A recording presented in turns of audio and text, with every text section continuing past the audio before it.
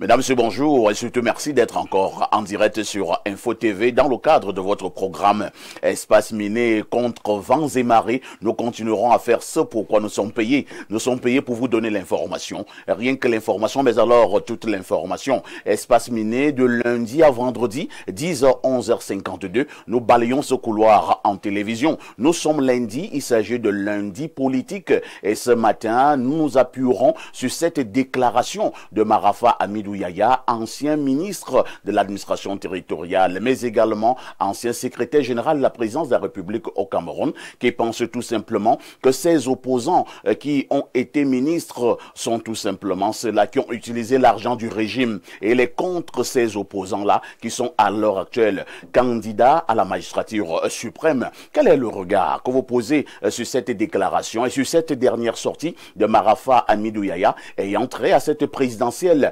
2025 qui aura lieu le 12 octobre au Cameroun? Dans le cadre toujours de ce programme, tout à l'heure, nous accueillerons, comme cela se doit, la très étincelante Claudia pour une balade informationnelle, naturellement, avec Alain Douk, son concours. Vous aurez votre dénonciation du jour. Ce fait de société qui vous énerve. À notre niveau, nous avons le courage de poser ce fait sur la table et nous proposons quelques esquisses de solutions. On ne le dira jamais assez, le canal 6 et le canal 508 sont à votre disposition pour avoir Info TV en live. Et parce que vous regardez justement cette chaîne de télévision, sentez-vous privilégié.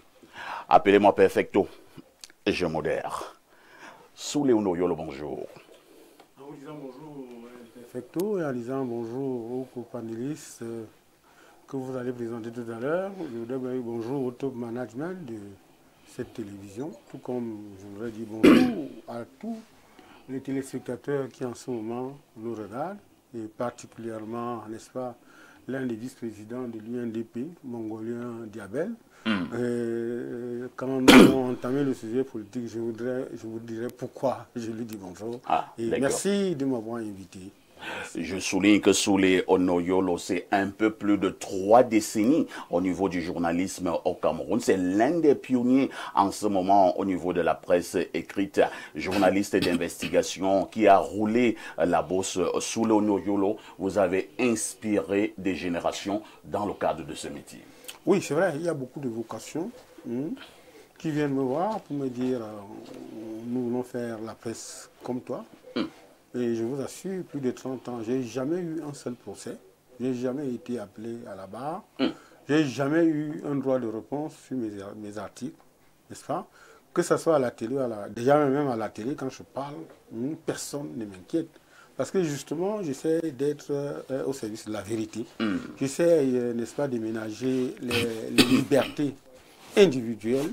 C'est-à-dire que, parce qu'il faut s'attaquer à certaines choses quand on sait qu'on a toute l'information. Et j'avoue que je continue, malgré le VIH, à écrire. Si vous regardez, n'est-ce pas, le messager de ce matin, vous allez voir que j'ai fait 2 pages d'un ouvrage assez important. C'est pour dire que nous sommes nés là, nous allons mourir là. Et toi-même, en fait, je te connais depuis au moins une vingtaine d'années, n'est-ce pas? Parce que quand tu es arrivé, tu m'appelais toujours grand frère. Et c'est pas aujourd'hui que tu es un tantinet rebelle. Je me souviens qu'on était à une association de journalistes. Le réseau des journalistes camerounais sur la décentralisation. Voilà, ça n'a pas marché. J'étais le chargé de la communication. On a claqué la porte. C'est pour dire qu'en fait que vraiment, j'ai essayé de bien faire ce métier. Je continue à l'exercer. Et j'avoue que je le rappelle, je le répète, à tous ceux qui veulent avoir la filière journalistique, que vous ne venez pas pour être riche. Vous venez, c'est le sacerdoce. Mais quand vous partez de là, vous avez un nom, la nation, le monde entier retient votre nom.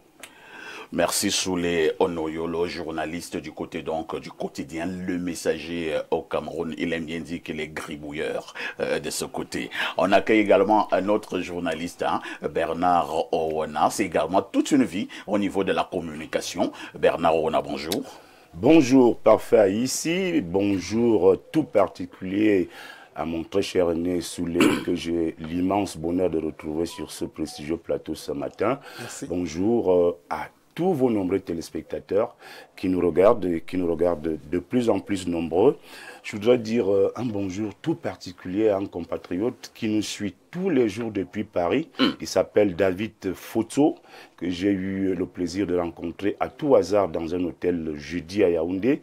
Il m'a reconnu, il m'a identifié, il m'a dit qu'il appréciait ce qu'on fait sur Info TV, notamment dans le programme Espace Miné. Il dit qu'il nous suit très très régulièrement, même en travaillant à travers son téléphone. Donc il m'a demandé de vous saluer parfois ici. Je voudrais être honnête en reconnaissant que ce monsieur Foto David m'a bien entretenu dès lors qu'il m'a identifié. Je suis ton regard. Ah oui, oui, il m'a bien entretenu. C'était bien, c'était bien. Alors pour j'espère faire... qu'il y aura un peu pour moi. Non, ce n'était pas beaucoup, c'était un peu. Et il m'a dit qu'il rentre sur Paris mercredi, mais en ce moment précis, il est à l'écoute dans un hôtel de Yaoundé. Il nous suit à présent. Merci Bernard Ona, DP du journal La Vitrine. Je voulais dire autre chose parce que à la suite de l'hommage que tu rends à Soulé par rapport à sa posture d'ancien, tout à fait, de vieux de la vieille, je voudrais dire que effectivement, il y a des gens, moi personnellement, moi j'ai appris la radio, avec Gilbert Salekani, avec David Dachitayen, Lucien Mamba. Oui, Lucien Mamba, Gilbert Salekani, David Dachitayen, ils m'ont appris la radio, mais je suis venu dans la presse écrite en 2004 parce qu'effectivement, il y avait déjà des aînés comme Soulé qui s'étaient déjà imposés et qui nous ont permis de prendre cette branche-là. Mais honnêtement, dans la presse à papier, Soulé au Cameroun reste de plus en plus... En fait, aujourd'hui, il est comme une référence parce que c'est incontestable. Incontestablement, c'est une référence dans le journalisme, surtout dans la presse, le journalisme de la presse écrite. Très bien. Beaucoup. Merci Bernard Ona, qui est donc DP de La Vitrine, mais également homme politique du RDPC. C'est vrai que le RDPC, lui, depuis un certain temps, c'est un peu compliqué. Mais bon, il me dit qu'il est encore là. Je suis là. Je suis là.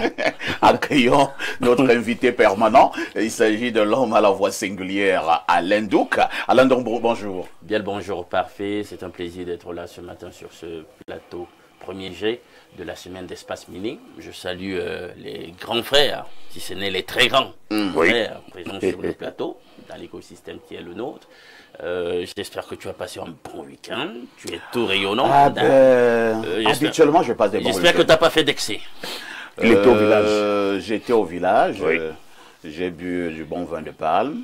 J'ai bu aussi un peu de dentol. Les chenilles. Ouais. Il n'y a pas eu de chenilles. Tu bois le faux fort. Non, c'est pas le faux faux. Le faux faux est différent.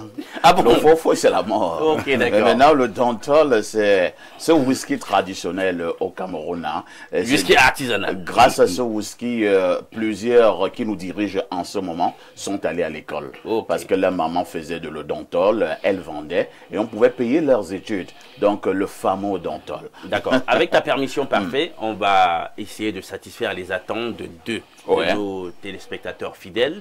L'un, c'est un tout petit, je ne sais pas s'il a plus de 20 ans. Et, Canada, il s'appelle Brian. Il a tenu ce matin à ce que nous souhaitions. C'est le frère de Brian Bemont? Je n'en sais rien. Ah, d'accord. Il a tenu à ce que nous souhaitions un joyeux anniversaire à son père qui est en service, je crois bien, du côté de la région de l'Ouest. Son nom, c'est Fogan Deschanel. Ça, c'est le nom du père. Joyeux anniversaire à vous, monsieur, de la part de votre fils, Brian, qui est un fidèle téléspectateur de ce programme. Il m'a-t-il dit, vous de même, vous l'êtes. Donc, deuxième personne, c'est une de nos fidèles téléspectatrices. Elle, son nom, c'est Manuela Edouard. Joyeux anniversaire à vous. Et j'espère que vous regardez le programme. Et nous allons, avec les grandes personnalités du monde journalistique qui sont présents sur ce plateau en ce moment, passer certainement un grand moment de télé. Un grand moment de télé, tous les matins, nous prenons toujours cet engagement et habituellement, nous atteignons cet objectif et est encore attendue sur ce plateau. Madame Bissobiela, elle est cadre du côté de l'UNDP, c'est donc une femme politique, 10h, 11h52. Qui dit mieux?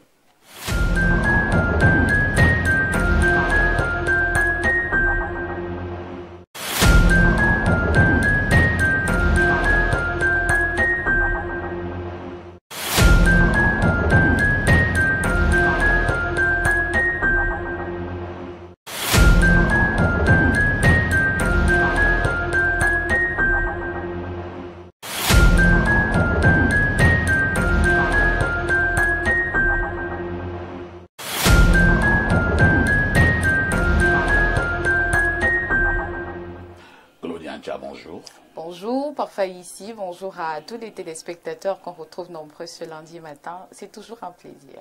Le week-end, il a été, j'espère. Le week-end a été, ça va. Et je l'espère également de votre côté. Habituellement, je passe des bons week-ends. Ça se voit. Et je vous dis qu'à un certain moment, vous devez passer des bons moments. Vous avez travaillé pour. Donc, quand vous avez longtemps travaillé, vous devez passer des bons moments. Si vous voyez quelqu'un qui a longtemps travaillé et qui passe des mauvais moments, il y a deux choses. Soit la personne est maudite, soit la personne est dans le femme-là sans le savoir.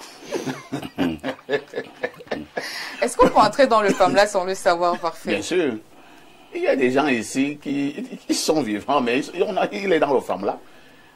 Habituellement, les gens qui travaillent là, ils font 20 km à pied, sous le soleil, sous la pluie, ils vendent les biscuits, un peu d'arachide et tout ça. Beaucoup d'entre eux sont dans le femme-là. On va plus manger des arachides alors en route, c'est terminé. Si tu vois un monsieur, il a plus de 70 ans, il est derrière un pouce, il pousse, soit plus de 70 ans, il pousse, il est dans le femme-là. Non, parfois, je vous assure, ça quand même. Logiquement, ça ne tient pas. C'est vrai, mais il faut comprendre que la plupart des enfants abandonnent souvent leurs parents. Donc, du coup, pour prendre soin d'eux, ils commencent à faire... et donc, quand tes enfants t'ont abandonné à plus de 70 ans, tu prends la brouette. Parfois, ici, comment vous allez faire pour manger, pour subvenir à vos besoins? Est-ce que tu tires cette force-là pour pousser la brouette? C'est le femme-là. D'accord. Sous cet angle, oui, ça passe quand même. De toutes les façons, la petite Claudia nous a retrouvés sur ce plateau. Claudia, que disent les journaux? Parfois ici, les journaux sont en kiosque ce lundi matin et voici l'essentiel de l'information à retenir avec le quotidien Info Matin. On parle de présidentielle 2025. Les jeunes de la Mofouille à Famba mobilisés autour du football pour Paul Biya. La page 2 et 3 nous renseigne à travers une caravane animée ce 21 septembre à Soa par des étudiants de l'université de Yaoundé 2 et l'université de Yaoundé 1 auxquels se sont associés les mototaximens, les transporteurs et les femmes de l'eau FRDPC. Ils ont envoyé un message fort au président de la République à l'occasion de la clôture de la SOA Champions League, dont le promoteur est Luc Magloire Mbargatangana, chef de la délégation permanente départementale du comité central du RDPC et par ailleurs ministre du Commerce. La première édition du tournoi de vacances démarré le 24 août dernier et qui a connu son apothéose hier avec la victoire de l'équipe de Nkola Famba au stade municipal de l'arrondissement a également été l'occasion de distribuer son bourse aux étudiants de l'université de Yaoundé 2, une initiative de toute l'élite du département. Apprend-on avec le quotidien régional d'information Le du Sahel. Guiba Gatama présente bande dessinée Le président Paul Biya. Manaouda Malachi raconte Paul Biya en page 6. On change d'actualité pour parler justement de la campagne de Paul Biya avec le quotidien Mutation. Jean Kuete Taï Pacron, le candidat du RDPC à la présidentielle, replace son appareil politique au cœur de sa stratégie. Le coordonnateur national de la campagne hérite de la redoutable tâche de manager les susceptibilités internes afin d'assurer la victoire au soir du 12 octobre 2025. Avec le Messager, l'on s'intéresse aux élections en Afrique, les réquisitions de Matip Matip. Dans un opus témoin fort documenté, le magistrat aborde sans filtre les questions sur la démocratie, l'alternance, les fraudes électorales, la corruption, le vote éthique et l'influence confessionnelle, l'âge des dirigeants et la succession intergénérationnelle. Toutes ces informations sont à retrouver de la page 6 à 7. Le quotidien Le Jour place également un mot sur la présidentielle 2025.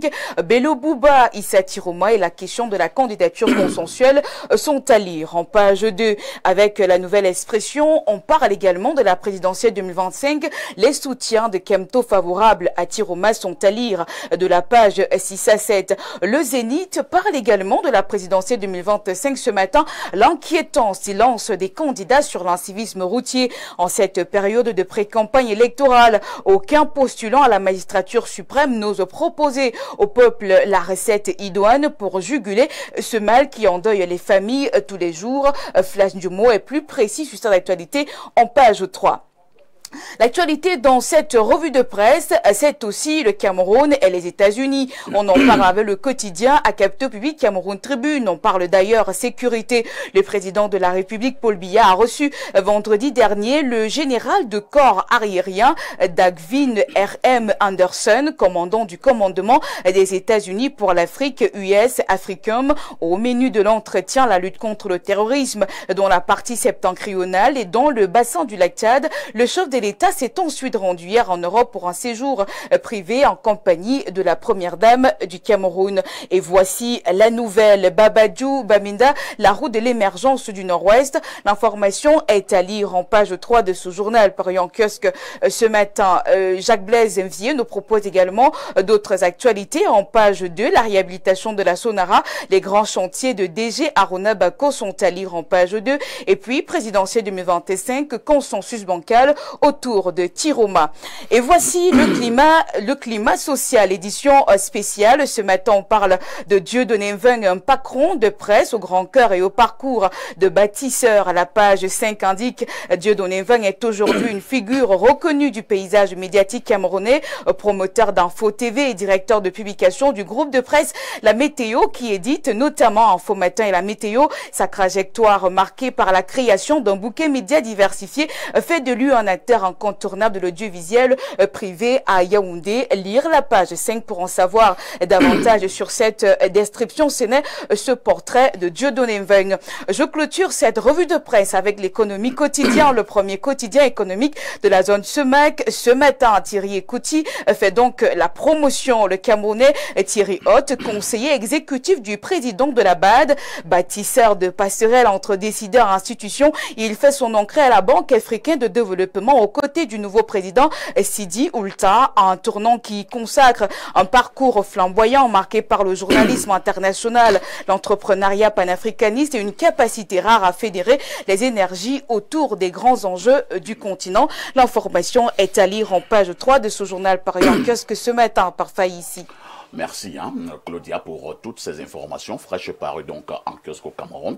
Il ne me reste comme d'habitude à te souhaiter une excellente semaine. N'oublie jamais de mettre Dieu au centre de ta vie, Claudia. Tout à fait, c'est ce que je fais chaque matin, c'est né chaque semaine. À demain 10h. À demain 10h, bonne suite émission. N'oublie jamais le conseil. Petite Claudia, tout ce qui brille n'est pas or, ma petite reste très très prudente. Parfait, si tu permets, je voudrais retenir Claudia. Oui. Pour lui raconter une anecdote à propos de cette pensée, tout ce qui brille n'est pas or. Elle date de 1985, elle n'était pas née. Moi, je venais d'entrer en classe de seconde au lycée classique et moderne de Bolova. Oui. Et puis, à l'époque, comme je voulais faire le journalisme, je suis inscrit, n'est-ce pas, en classe de seconde A.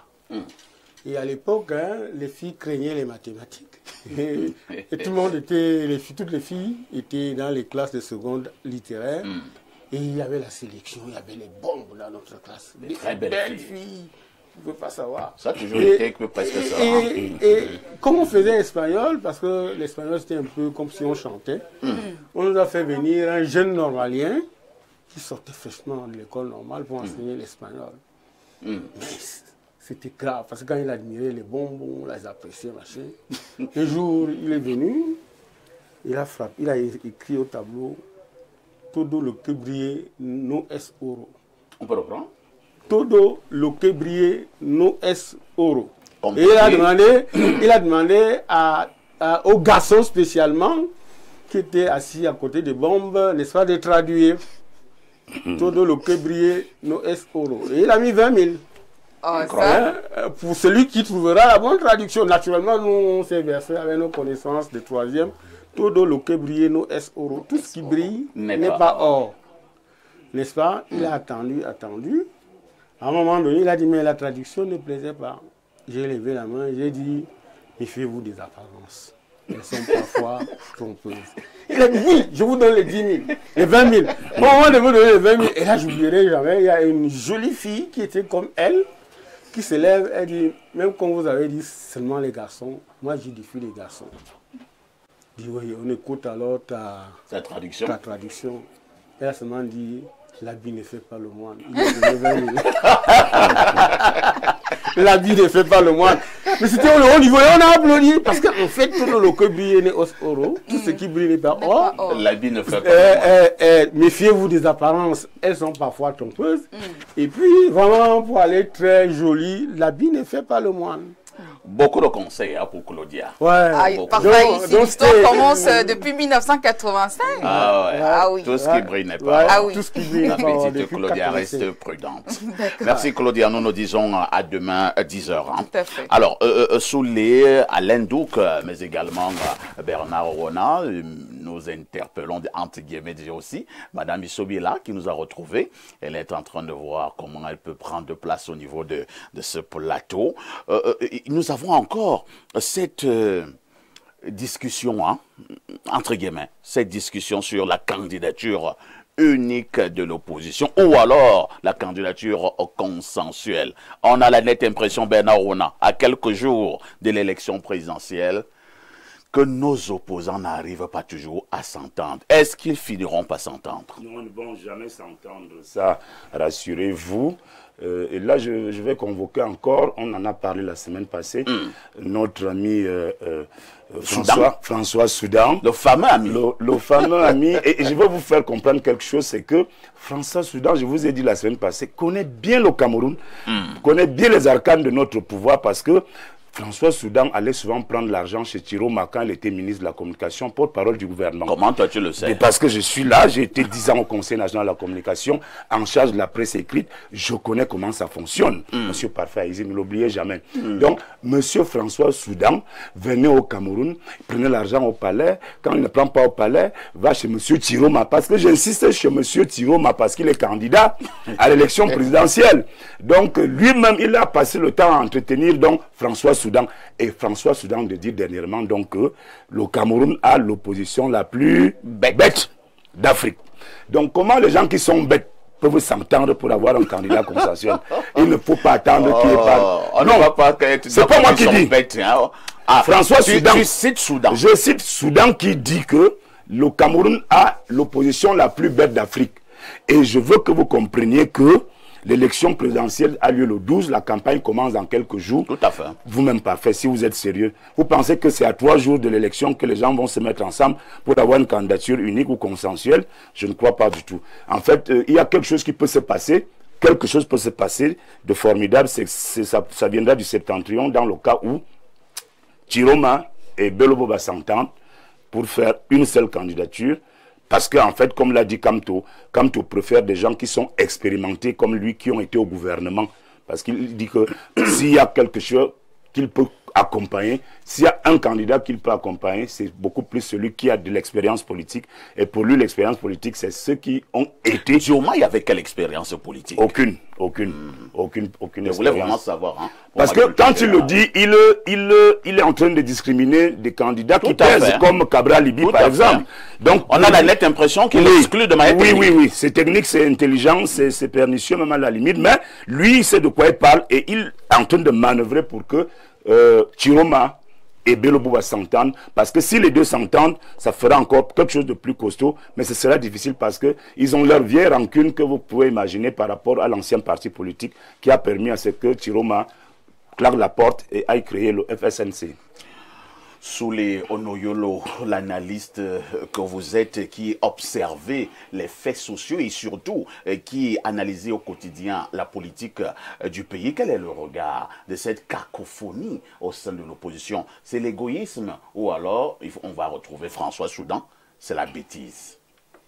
Je crois que vous vous rappelez Soudan. C'est un journaliste liste qui est même transparent. Non, Soudan n'est pas un modèle de référence en matière de presse écrite. Je ne suis pas très sûr qu'il peut me battre. Ah bon? Oui, c'est un journaliste. Vous défiez Soudan? Je le défie. C'est jeune Africain. Soudan. N'importe quoi. Et puis quoi? Jeune Afrique dépasse le messager. Ah bon? Non. Mais attends, écoutez, Soudan est un journaliste de salon remboursé, de palais. Je me souviens une fois, on l'avait retrouvé en tel camp quand il faisait beaucoup de choses. Et où il venait, il marchait, je crois, 300 bâtons, alors qu'il y avait des gars là. Qui avaient 300 oui, il y avait avec des gars le là. front Gambanlou Sili. Oui, il y avait des gars là qui avaient produit un journal sur un tel camp qui attendaient avec leur facture de 500 000. Donc, Soudan Mais est ça un fait froid, modèle. hein. Oui, je vous le dis. Il ne fait Attendez, que ça au monsieur, Cameroun et en Afrique noire. Monsieur, parfait ici. Je suis dans ce métier depuis. J'ai vu des bêtes, des pommes. Donc, Soudan, il est qui pour qualifier l'opposition camerounaise des bêtes? C'est-à-dire que quand il met dedans, hein, que les bêtes, c'est par rapport. C'est pas le même Soudan qui a écrit en octobre 2024 que Paul Biya doit partir, il est malade et que les malades doivent partir. Oui. Voilà. Il a écrit. Ça chauffait, n'est-ce pas? Parce qu'il avait ouvert le couvercle sur une marmite bouillante de la santé du président. Parce qu'on ne lui donnait plus. N'est-ce pas? Voilà. On avait coupé les vivres. Quand on lui donne l'argent, il s'en prend à l'opposition. Non. Et je suis toujours subjugué de savoir que c'est le RDPC qui veut absolument la candidature consensuelle ou bien coalisée. Pourquoi? Tu viens de voir, n'est-ce pas, mon frère et ami Bertrand, comment il a cogné dur, n'est-ce pas? Écoutez, si la candidature consensuelle, coalisée ne tient pas, n'est-ce pas? Oui. Laissons les uns et les autres aller à la frontière. Qui vous a dit qu'on ne peut pas battre Biya? Il s'assure qu'on peut battre Biya, Bello peut le battre, Cabral peut le battre. Surtout que je suis de ceux qui pensent que maintenant, hein, M. Biya n'agit plus, il est agi. M. Biya n'est pas candidat, il est candidaté par les courtisans, n'est-ce pas, qui ont décidé d'être là, de ne rien lâcher. Vous êtes convaincu que, quand on fait le bilan de 42 ans, hein, les gens peuvent élire Biya? Et je suis souvent étonné de savoir que les moins de 40 ans, n'est-ce pas, continuent à jeter des fleurs et des yeux d'eau à Biya, qui n'est plus, n'est-ce pas, de leur époque. Si je prends simplement l'assiette politique du RDPC, qu'est-ce que je mets dans l'assiette politique ici? Le nombre de cellules, le nombre de comités de base, le nombre de sous-sections, le nombre de sections, ne fût-ce que le nombre de ces personnes qui sont dans ces organes du RDPC. Même elles ne peuvent pas élire, voter pour le président Paul Biya. Tout ce que vous avez cité ont des problèmes de route. On a les problèmes de route depuis 50 ans. Tout ce que vous avez cité ont du mal, n'est-ce pas, à sortir leur production vivrière agricole. Tout ce que vous avez cité ont des problèmes de santé. Tout ce que vous avez cité ont des problèmes, n'est-ce pas, de rentrée scolaire. Tout ce que vous avez cité savent que le Cameroun est transformé en deux tribus. La tribu de ceux qui souffrent et la tribu de ceux qui mangent. D'accord? Et ils sont les moins nombreux. Hein? Toi, tu fais partie de quelle tribu? Mais en bas, des gens qui souffrent. Non, tu ne peux pas dire ça. Oui, je le dis. Je dis aux téléspectateurs que tu as une Mercedes et un chauffeur. Donc tu ne peux pas avoir une Mercedes et un chauffeur et dire que tu es de la catégorie des gens qui souffrent. Mais là, tu ne connais pas la meilleure. Oui. Tous les jours, je vais au garage. Est-ce qu'un foyer peut aller au garage? Non, il pas l'argent pour aller au garage. Écoutez. Encore que moi, je suis né retraité. Je n'ai pas émargé dans le budget de l'État. Ça, tu le sais. Je sais. D'accord? Donc, il y a des gens qui ont travaillé, hein, qui sont allés à la retraite. Nous sommes les retraités parce que vous savez, en 82, lorsque arrive M. Biya et que nous chantons, je dis bien nous chantons parce que j'avais un âge raisonnable. Oui. Nous l'accompagnons au palais quand il a pété ses mains. Donc tu as chanté pour le Biya. Nous avons chanté. Mais c'est que l'on a chanté. Président, père de la nation. Tout le monde a chanté. Même Froundi a chanté ça. Mais tu as des Paul Biya toujours au show, gars. Mais bien sûr. Donc tu as chanté ça. Nous avons chanté en 80. Bien sûr, qui ne pouvait pas chanter. Puisque ceux qui ont accueilli la douche verte, ou bien la douche chargée, c'est nous. Parce qu'après avoir chanté en 1983-84, il dit serrer les ceintures. N'est-ce pas? Retrousser les manches, ça va être dur. Après, une fois, on a enlevé le pantalon. Voilà, après, il a annulé la bourse à l'université. Il a créé les conditions d'accès difficiles pour les enfants de prolétaires. Hein? Et puis, il y a et puis d'autres choses. On va chuter sous les. Oui, je vais chuter pour dire que ce qui est incroyable, c'est qu'on a supprimé les concours. Ouais. Et quand on les a relancés, il n'y a pas eu, n'est-ce pas, de publicité. On a entendu seulement que, il a eu. Et il y avait eu toute une génération qui n'avait plus de l'âge pour présenter ces concours. Ça veut dire quoi? Ça veut dire que il y a des gens qui sont allés à l'école aux frais, bien entretenus par l'État. Très bien. Qui ont travaillé, qui sont allés à la retraite, qui continuent de travailler. Je vais chuter par vous dire une chose. en 1980, l'examen blanc du CEPE, c'était pas encore le CEPE, on nous demande de citer quelques ministres de notre choix. Je cite Niat, je cite Adolphe Moudiki, je cite Dorothée Nguema, je cite tous les gens là sont encore là, toute ma famille, tous les gens là sont encore là. J'ai dit bien en 1980, d'accord? Ces gens continuent d'émerger dans la force. Ils sont là. Alors que nous sommes nés retraités, et vous voulez qu'on ne le dise pas? Ça, c'est l'histoire, c'est ce que nous avons vécu. Vous comprenez, monsieur? Merci Soulé. Non, attention. Merci Soulé. On va passer la parole à Alain Douk. Alain Douk, c'est pas la première fois que nous posons ce problème sur la table du débat sur espace miné, la candidature consensuelle ou alors la candidature unique qui continue à faire problème. À ton niveau, quel est le regard que vous posez sur cette mésentente, mettez les guillemets mésentente, au niveau de l'opposition? Bien. Déjà, vous savez, il ne faut pas confondre le journalisme avec la communication, ce qu'on appelle en anglicisme des spin operations. Parce que j'ai, il y a quelques années, lu un très bon papier sur les réalités de Jeune Afrique et vous vous rendez compte que c'est tout sauf du journalisme. Ah bon? Alors, des gens qui ne sont pas des journalistes et qui viennent dire que, bah écoutez, l'opposition camerounaise c'est la plus imbécile d'Afrique, etc. Vous comprenez qu'ils font ce qu'ils font habituellement. C'est-à-dire que on a orienté leur discours, on a huilé leur discours, etc. On a libéré de l'argent pour qu'ils tiennent le discours condescendant, il faut le dire, très condescendant en question. Mais est-ce qu'il y a matière, au travers de ce qui a été dit, à questionner quand même notre opposition? C'est une opposition quand même où il faut faire un effort mental de réflexion pour se rendre compte que il y a une belle propension de cette opposition qui n'est véritablement pas une opposition. Il faut qu'on se le dise. Moi, je l'appelle toujours une opposition contrôlée. Et vous savez, le régime a pu se maintenir aussi longtemps parce qu'il maîtrise tous les leviers qui permettent de maintenir le plus longtemps possible le pouvoir et même contrôler l'opposition. Et vous savez au travers de quoi? La corruption. La corruption. Il y a beaucoup d'opposants là qui n'en sont pas et qui sont en réalité créés dans une ingénierie. On en parlera d'ailleurs tout à l'heure. Hein. On en parlera, on reviendra là-dessus. Ouais. Créés par une ingénierie du régime pour permettre une fragmentation et une discréditation de la véritable opposition. Et c'est de bonne guerre. C'est la politique. Donc il faut déjà comprendre ça. Alors, elle n'est pas imbécile. Le problème, c'est que des gens sérieux même n'arrivent pas à trouver des espaces, n'arrivent pas à se faire voir dans un contexte où on crée une espèce de saturation.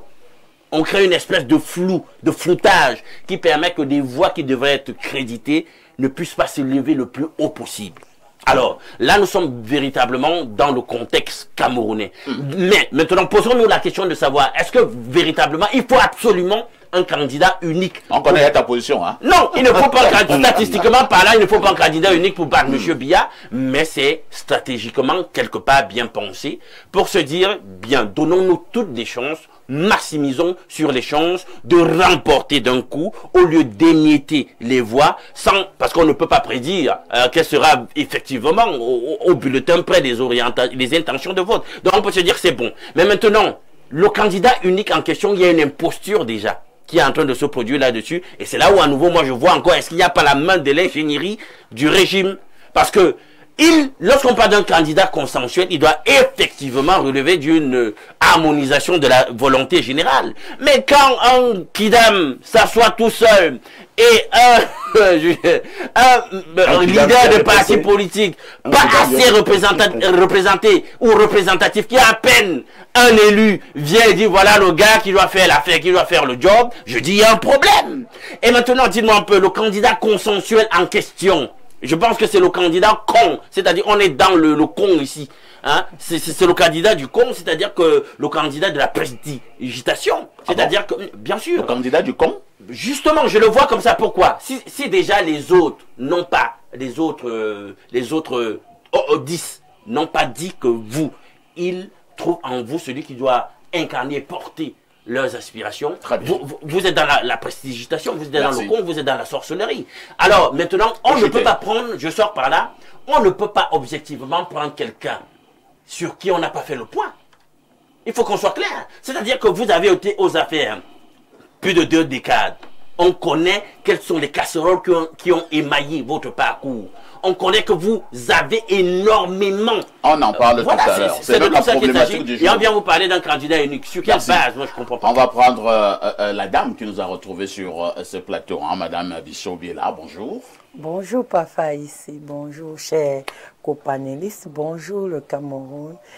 Papa ici, Oui. j'ai un bonjour particulier qui vous est adressé venant de Madame Abega, chargée de la communication à l'UNDP. D'accord, merci beaucoup. Hein. Merci pour le bonjour venant de Madame Abega. C'est une dynamique dame que j'ai reçue ici, à un moment donné, sur l'un de mes plateaux. Merci. Comment vous allez? Ça va, Je souligne et très encore que bien. vous êtes membre hein, de l'UNDP, le Oui. parti que dirige le ministre d'État, Bello Bouba Maïgari. La question est simple. Hein. Pourquoi Bello Bouba refuse de s'allier à Issa Chiroma? Est-ce qu'il a refusé? Il est allé vers tous ses pairs, il est allé vers tous. Et quelle aura été la conclusion? Bon, il est allé, il a posé sur le plateau et puis il attend. Il attend. Il attend, nous sommes à quelques jours. Oui, Là. il attend. Si il savait que les uns et les autres ont des intentions cachées, l'UNDP est prêt à aller aux élections et je vous dis, l'UNDP est prêt. Mon cher Soulé a dit tout à l'heure que non, c'est Bertrand qui disait tout à l'heure, Bernard qui disait tout à l'heure que le RDPC a des comités de base à tout. Je vais vous assurer que l'UNDP de son côté en a plein. L'UNDP couvre toutes les 10 régions du Cameroun. L'UNDP n'est pas uniquement le parti du septentrion comme on le pense. Certes, le septentrion a une force, mais l'UNDP est recouvert dans tout le Cameroun. En tout temps, quand même, est-ce que Bello Bouba Maïgari peut quand même accepter jouer les seconds rôles en permettant à quelqu'un d'autre de parler comme un leader au Cameroun, en permettant à quelqu'un d'autre de tirer le fameux penalty? Ça vous fait rire? Quelqu'un d'autre comme qui? Comme Cabral. Par exemple, de par son expérience ou de par sa jeunesse? On a parlé tout à l'heure de Diomaye, hein? Je ne sais pas s'il avait non, Diomaye, lui, il avait un calendrier politique qu'il présentait aux gens. Je vous demande de par son expérience ou de par sa jeunesse. Est-ce que Cabral n'a pas les outils pour pouvoir diriger le Cameroun? Je ne vais pas tirer sur le président Cabral Libi, mais les preuves se font sur le terrain. Il a eu les élus, nous sommes à 5 ans. Est-ce qu'un pays comme le Cameroun, nous devons encore tomber sur un président qui aura il y a plus de 70 ans? Si c'est pour faire une transition propre, pourquoi pas? Comment on l'appelle, Bello Bouba est propre? Bello Bouba est propre. Vous pouvez jurer? Je le jure. Je le jure. Je le jure et je suis sûre de son expérience et je suis sûre de ce qu'il dit parce que ce qu'il dit, il le fait. Je vais quand même dire, oui, Soulé qui veut absolument coller un mot, on lui donne exactement 1 minute. Je pense que Bello Bouba, candidat, n'est pas différent des biens. Et pourquoi? Il faut tourner ça, il faut tourner cette page. Moi, j'ai rencontré Bello Bouba lors de leur, ce qu'ils ont appelé une réunion élargie. La réunion du comité central. Du comité central. Il était tout près de moi, il n'y a qu'un gap qui nous séparait. Je le connais depuis, hein, parce que j'ai beaucoup travaillé avec lui, hein, quand j'étais à Elixono, à côté de son parti.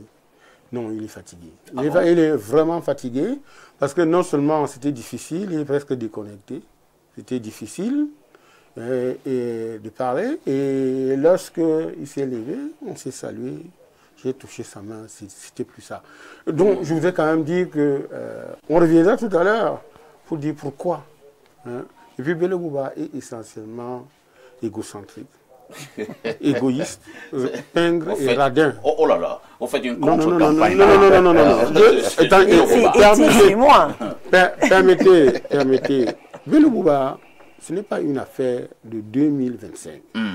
En 1992, d'accord, lorsque le SDF boycotte les élections législatives et municipales, Bello Bouba, attendez, non, c'est important. C'est la problématique du jour. Vous reviendrez tout à l'heure. Bon, mais je voudrais alors chuter par la question, pour aller dans le même sens qu'Alain Douk, la question de la candidature consensuelle coalisée. N'est-ce pas? elle importe peu si les uns et les autres coalisent leurs scrutateurs et défendent le vote. Parce qu'aujourd'hui, ce qui peut tuer le candidat de l'opposition, qui sera en pole position, c'est, n'est-ce pas, le décompte au niveau des scrutins, au niveau des votes. Parce que de plus en plus, avec le RDPC, on a remarqué que ce ne sont pas les votes de ceux qui votent qui comptent, mais ce sont ceux qui comptent, les votes qui comptent. D'accord? Comme disaient les... Oui, non, c'est vrai. Quel jeu de mots, hein? Du coup, mais un mauvais jeu de mots. Non. Du coup, on a le sentiment que...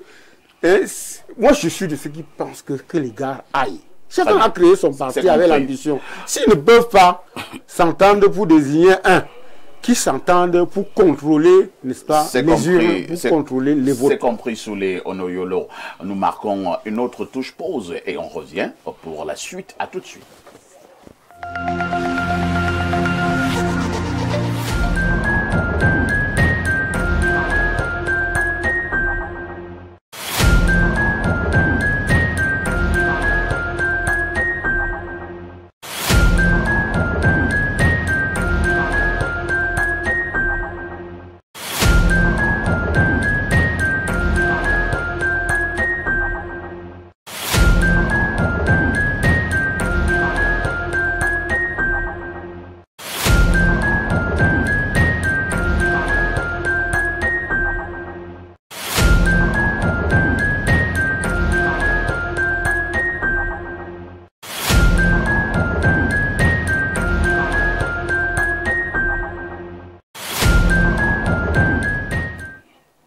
Avant de prendre la dénonciation, nous allons également être de tout cœur avec la grande famille de la presse au Cameroun qui a perdu un de ses valeureux fils.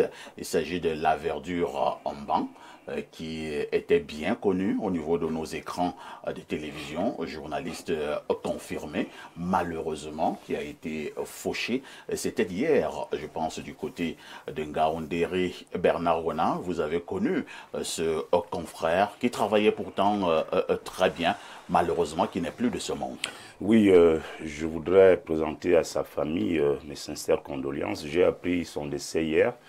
Apparemment, il a eu un malaise étant en Ngaoundéré. Tout à fait. Et immédiatement, on l'a amené à l'hôpital et il n'a pas survécu. Je l'ai connu à travers des reportages très professionnels sur Equinox Télévision.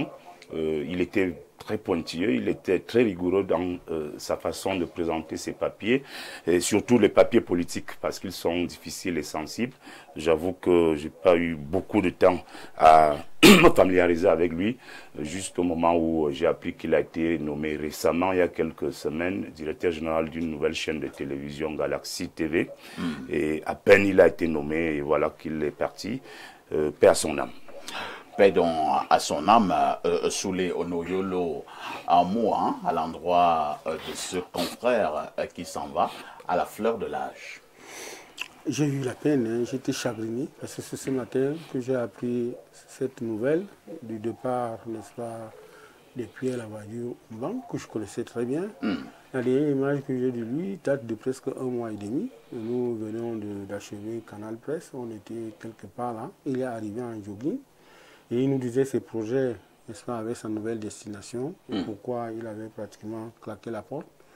Une démission qui était la deuxième, parce qu'il avait d'abord démissionné, il est reparti, il a encore démissionné. Une très belle voix de radio et de télé. Il dit bien une très belle voix. Oui. Quand vous écoutez ces papiers qui étaient aussi bien documentés, des papiers qui étaient... Des grands papiers, c'est un professionnel qui s'en va comme ça là.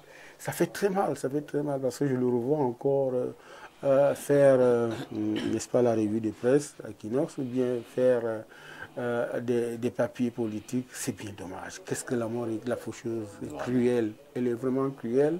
Quand je l'ai appris, j'ai failli, n'est-ce pas, ne pas avoir de la force pour venir ici. Mais après, je me suis dit, peut-être que vous ouvriez votre antenne pour qu'on dise 1 ou 2 mots sur ce confrère qui nous précède, n'est-ce pas, dans l'au-delà.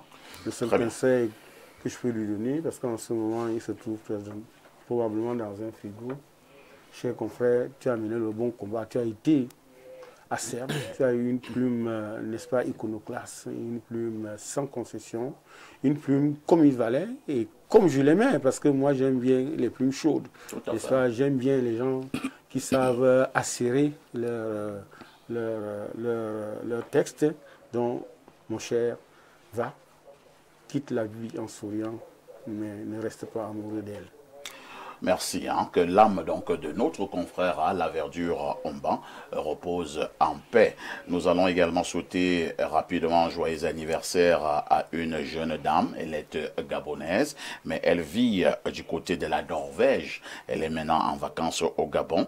Donc, joyeux anniversaire à Ousna Ndama. Il s'agit donc de Ousna Ndama qui a 1 an de plus ce jour.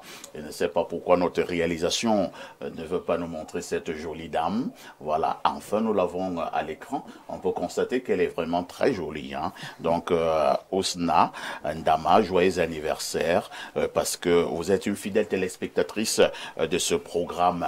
Que le Seigneur continue à vous gratifier de ses bénédictions. Lorsque nous avons dit cela, nous passons donc la parole très rapidement à notre ami Alain Douk pour la dénonciation de ce matin. De but en blanc, la dénonciation repose sur un constat. La BIAC a produit récemment une nouvelle série de billets, de pièces, etc. On se disait qu'avec la pénurie très marquée de petites monnaies qu'il y avait au pays, le problème serait résolu. Et puis je fais le constat qu'en réalité, on a comme l'impression que le problème jusqu'ici n'est pas résolu. En dépit de la nouvelle production, de la nouvelle émission de la Banque centrale. Les gens, sur les marchés, dans les taxis, continuent toujours à se plaindre. Il n'y a pas la monnaie, vous tendez un billet de 2000 pour une destination de 350, il y aura un problème de monnaie, etc. Donc dès qu'il s'agit de la petite monnaie, il y a toujours quand même un souci. Alors je me pose la question de savoir, est-ce que l'émission de masse monétaire critique a été suffisante, ou il faut en rajouter, ou alors, je ne sais pas, où le problème se trouve à un autre niveau. Vous savez qu'à une époque, on accusait les gens des machines à sous de créer cette situation, et on disait même que certains Chinois, etc., prenaient notre monnaie. Encore des Chinois. Justement, on en voit un plein. Hein. Je tiens à te dire qu'il y a un grand rayon ouvert pas loin de mon quartier là, presque mon quartier là. C'est les Chinois. Il y a une forte représentation de plus en plus marquée des Chinois au pays. Bien, on disait à une époque aussi que c'est eux qui utilisaient nos pièces, nos petites monnaies. Ils procédaient à des exportations, etc., etc. J'ai comme l'impression que le problème n'est pas résolu. Que faut-il faire pour résoudre ce problème définitivement? Tordre le cou à ce problème. Merci Alain Douk pour cette dénonciation. Bernard Owona, la dénonciation imposée. Il y a même autre chose avec les nouvelles monnaies en circulation, les nouvelles pièces d'argent en circulation. Vous avez... elles se ressemblent. Oui. Les pièces de 100 francs, les pièces de 500. Et ça vous en vous pensez, vous voulez donner 100 francs à quelqu'un alors que vous lui avez donné 500. Ça devient un peu compliqué. Votre commentaire? C'est très compliqué parce que lorsque vous avez la pièce de 200 francs et la pièce de 100 francs en main, vous avez l'impression que... Vous avez 200. Vous avez 200, alors que vous avez 300 francs. Alors, vous prenez 200 pour acheter quelque chose, vous pensez que vous avez 100 francs, vous donnez 200 carrément et puis vous tournez le dos. C'est après que vous vous rendez compte que... 300. C'était 200. Il y a des gens qui empruntent des taxis, ils donnent 500. Et quand on lui donne une pièce de 200, il croit qu'on lui a donné 100 francs. La bagarre commence entre le chauffeur et le client. Il y a quelque chose, tous les jours. Oui, il y a quelque chose de très original maintenant parfois ici. C'est là où le Camerounais est fort et ingénieux, c'est que lorsque vous allez dans des supermarchés ou dans des grands magasins à Yaoundé ou à Douala, vous voilà donc en train de consommer du chocolat. Parce que devant la caissière, il y a le chocolat. Dès qu'on doit vous rembourser 200, il n'y a pas de pièces. Non, on ne vous dit même pas qu'on vous donne le chocolat en compensation des pièces qu'on devait vous rembourser. Ça se passe à Yaoundé dans tous les supermarchés. Ça prend du chocolat. Oui, et puis ce n'est qu'une seule marque de chocolat. Hein. C'est une marque de chocolat bien connue. Qui nous a même fait des problèmes, des Sud-Africains. Donc, il faut que la BIAC se saisissent véritablement de ce problème. C'est un problème sérieux. Oui, oui, je pense que les dirigeants de la CEMAC, de la BEAC, sont encore en train de prendre l'affaire à la légère parce que ça pénalise le petit peuple, ça pénalise le petit commerçant.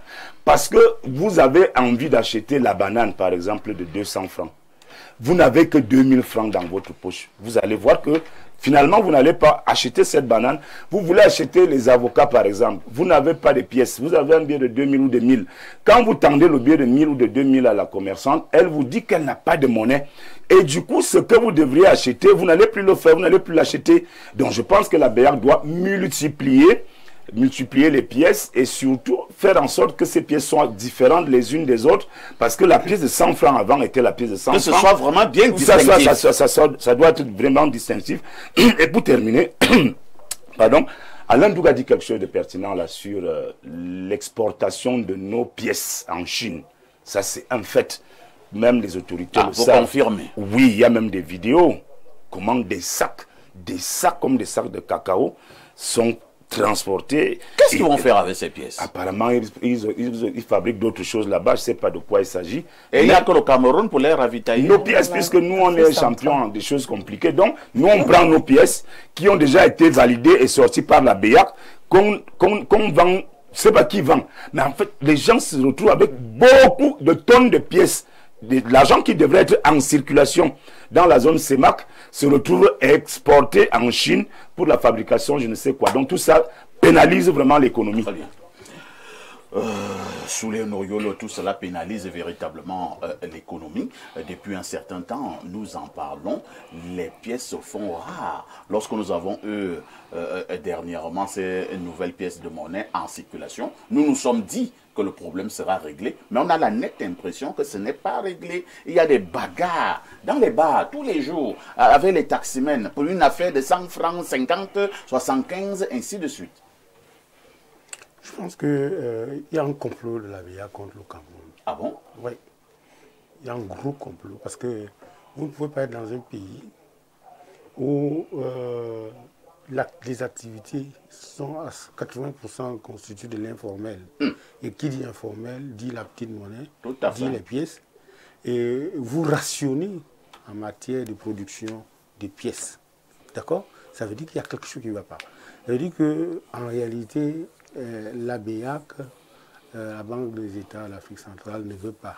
Elle est dans le complot qui veut chasser bien. Ah bon? Et pendant qu'on y est, que dit la BEAC du Cameroun? Elle explique même, elle n'explique rien. Les fameuses pièces qu'on a injectées là, ça a fait long feu. Je ne suis pas sûr que ça a duré 2 ou 3 mois. Non, pas du tout. Et je voulais même ajouter un peu de velours dans ce que dit Alain Doug. Où est même passé l'argent du Cameroun? L'argent est passé où? Il n'y a pas de l'argent. Il n'y a pas d'argent. J'ai eu 2 ou 3 amis qui travaillent à la banque qui m'ont dit que par rapport à la présidentielle, il y a des gens qui viennent faire des retraits en abondance parce qu'ils ne savent pas. Et pourquoi ils viennent faire des retraits? Parce qu'ils ne savent pas ce qui va se passer. Ils ne savent pas l'issue. L'incertitude du lendemain. Oui, mais ça a l'air de... Parce que l'État camerounais, comme le disait Luc Sunjum, aujourd'hui le conseiller du président Biya, il n'en parle plus, il avait dit l'État est ailleurs. Et justement, l'État est ailleurs. Ça, c'était Luc Sunjum numéro 1. Numéro 1. L'État est ailleurs. Parce que vous ne comprenez pas comment ça se passe comme ça. Et personne, les gouvernants n'expliquent pas. Personne ne dit rien. Vous savez, on a connu un épisode, ou vous dire une histoire compliquée des sachets. Où on avait retiré du marché les sachets plastiques pour dire qu'il fallait des sachets biodégradables. N'est-ce pas? Qu'est-ce qui s'est passé? Vous vous souvenez que vous savez aujourd'hui que quand on va dans les supermarchés, les boulangeries et tout, les gars ont fait simple. Ils ont créé un commerce parallèle en fabriquant des plastiques. Ils floquent leur nom, le nom de leur boîte.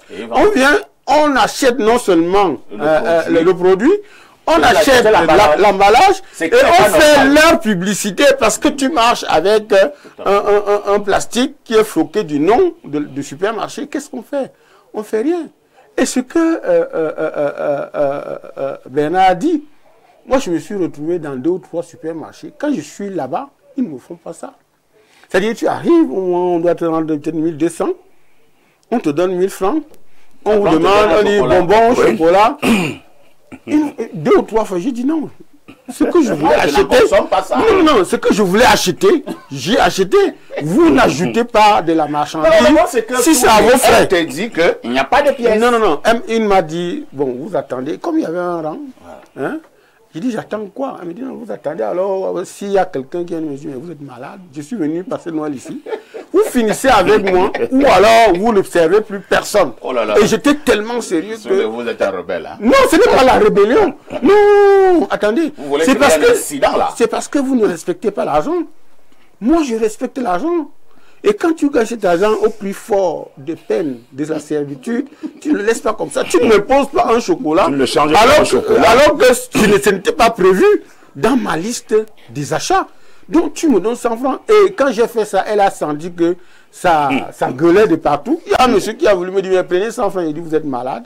Je ne suis pas venu que m'en dire. Vous voulez donc?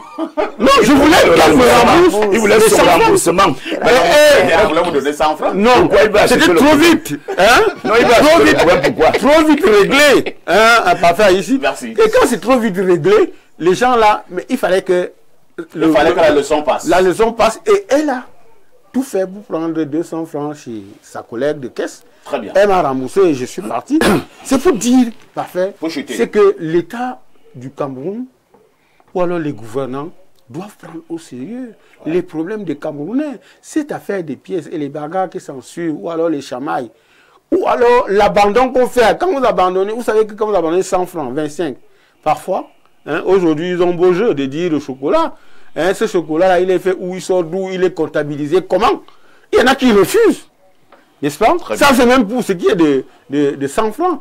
Et quand c'est 25, c'est 50 francs, c'est pas le prix d'un chocolat. Madame Bissobiela. Donc, il faut qu'on arrête. On a compris. Madame Bissobiela, nous parlons là de cette rareté des pièces d'argent au Cameroun. Et nous sommes en train de dire que nous pouvons parler en riant. Mais cette affaire de pièces a déclenché plusieurs bagarres. Cette affaire a déclenché d'énormes querelles avec... à la clé d'énormes préjudices. Que fait le gouvernement pour résoudre cette situation de pièces au Cameroun? Moi, j'aurais préféré que nous gérions plutôt le problème de petites monnaies en billets. En billets comme ça se passe dans certains pays de l'Afrique de l'Ouest. Cette affaire de pièces, c'est depuis des décennies que ça a toujours eu un problème. À un moment donné, les pièces de gros 50 disparaissaient. Nous savions, nous les mamans, on arrêtait l'ombril ombilical des enfants avec la grosse pièce pour que ça ne ressort pas et tout. À un moment, ça avait disparu. Après, on a constaté que ça se retrouvait dans des centres pénitentiaires. Ça permettait aux détenus de fabriquer des bijoux et consorts. Bon, aujourd'hui, ils ont fabriqué des nouvelles pièces. Nous ne savons même pas en quelle matière c'est. Si c'est le fer, si c'est le cuivre, on ne sait vraiment pas en quelle matière. Mais quand vous allez au marché, c'est très désagréable parfois ici, que vous faites les achats. Et puis, vous vous tenez devant une vendeuse, vous voulez peut-être un tas de maillots de 300 francs, vous lui tendez 500 francs.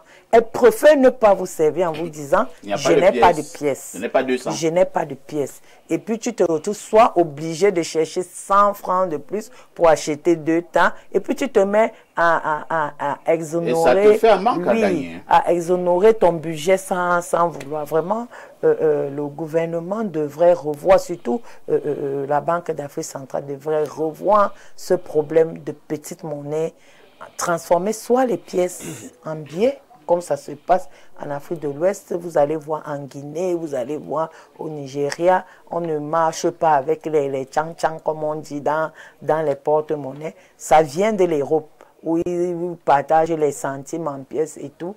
Mais essayons de voir comment on peut alléger l'économie camerounaise, surtout en facilitant les achats des uns et des autres. Merci. Alain Douk, on a parlé tout à l'heure, on a eu des images au niveau des réseaux sociaux.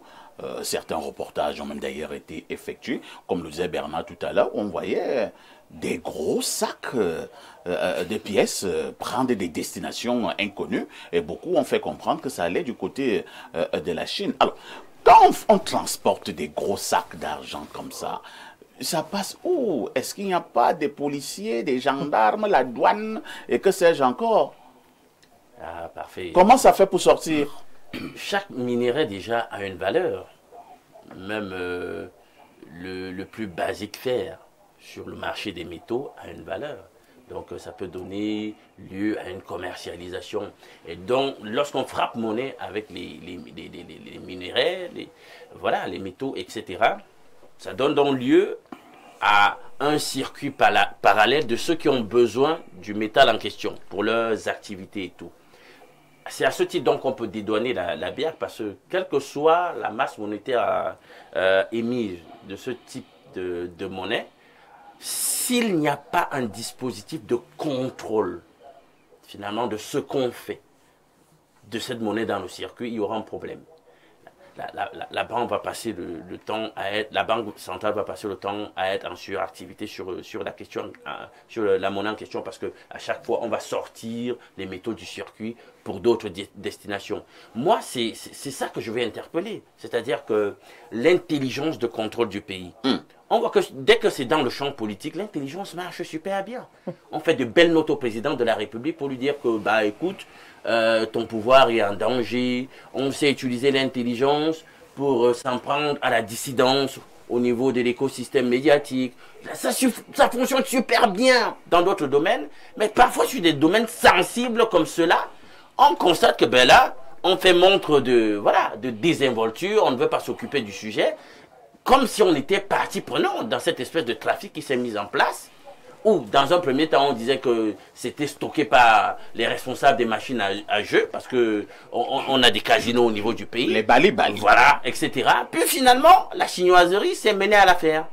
Et on n'arrive pas à tordre le cou à cette histoire. Or, des journalistes ont déjà fait de bons papiers là-dessus pour dire voilà le problème. Pourquoi l'intelligence du pays ne se met pas en exergue pour tordre le cou au phénomène? Donc il y a cette espèce de laxisme au finish qu'on n'arrive pas à expliquer. Et c'est ça le drame. L'État est ailleurs. Oh, l'État est ailleurs. Oh, nous savons que le contrôle, c'est l'une des fonctions fondamentales du management. Hein? Planifier, impulser, etc. Faites des autres fonctions. Si vous ne contrôlez pas, vos efforts seront perdus. Et c'est ce que nous sommes en train de vivre là. Et le problème perdure sans que personne ne veuille véritablement prendre le problème sur soi pour le résoudre définitivement. Et le résoudre, c'est contrôler et demander des comptes à ceux qui sont impliqués dans cette filière, le circuit parallèle de disparition de notre monnaie.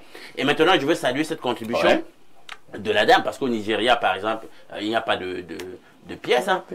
Toute la monnaie est sous forme papier. Donc, est-ce que c'est ça qui serait la solution pour qu'on arrête avec ce phénomène? Peut-être bien, il faut déjà envisager peut-être cet axe-là. Au Nigeria, ça peut bien fonctionner, hein, sous forme papier. Tout est papier. Est-ce que vous êtes sûr que si ça vient au Cameroun, ça va encore bien fonctionner? Là, vraiment, on a la particularité de tourner en drame même les choses. Il y a certaines choses qui fonctionnent bien ailleurs. Mais dès qu'on apporte ces choses ici, pauvres, ça devient compliqué. Nous marquons une touche pause parce qu'elle s'impose d'ailleurs.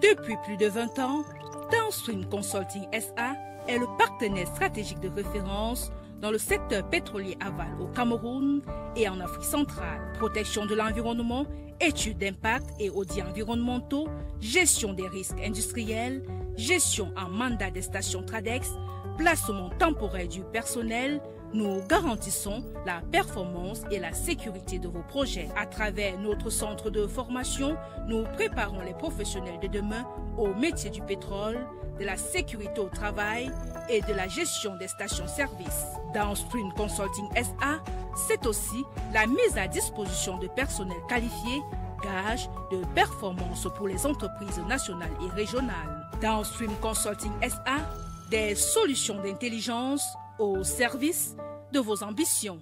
LFT International, l'expertise du luxe pour champions. Pour ceux qui repoussent les limites, investisseurs exigeants, visionnaires, champions. Notre force, vous offrir des opportunités à rendement élevé et sécurisé aux 4 coins du globe. Citadelle Internationale, 8% de rendement annuel. Dans les villes où le luxe s'inscrit en capitale, Miami, Saint-Barthélemy, Dubaï, Monaco, Espace Schengen, Marrakech, Kribi. 3 clés pour bâtir votre empire: financement traditionnel, transactions en crypto-monnaie, crédit lombard sur actifs précieux. Votre bouclier Audi 360 degrés sur chaque acquisition plus assurance anti-risque exclusivité LFT. Notre ADN, un parcours miroir. Nous avons relevé vos défis avant vous. Gestion clé en main de l'acquisition à l'optimisation fiscale. Accès VVIP à 23 marchés stratégiques. 92% de nos clients renouvellent leur confiance parce que votre réussite mérite une retraite victorieuse. Oserez-vous jouer en Ligue 1 de l'investissement? Plus 336 50 58 73 24 www.lft-international.com. LFT International, là où le luxe rencontre le rendement.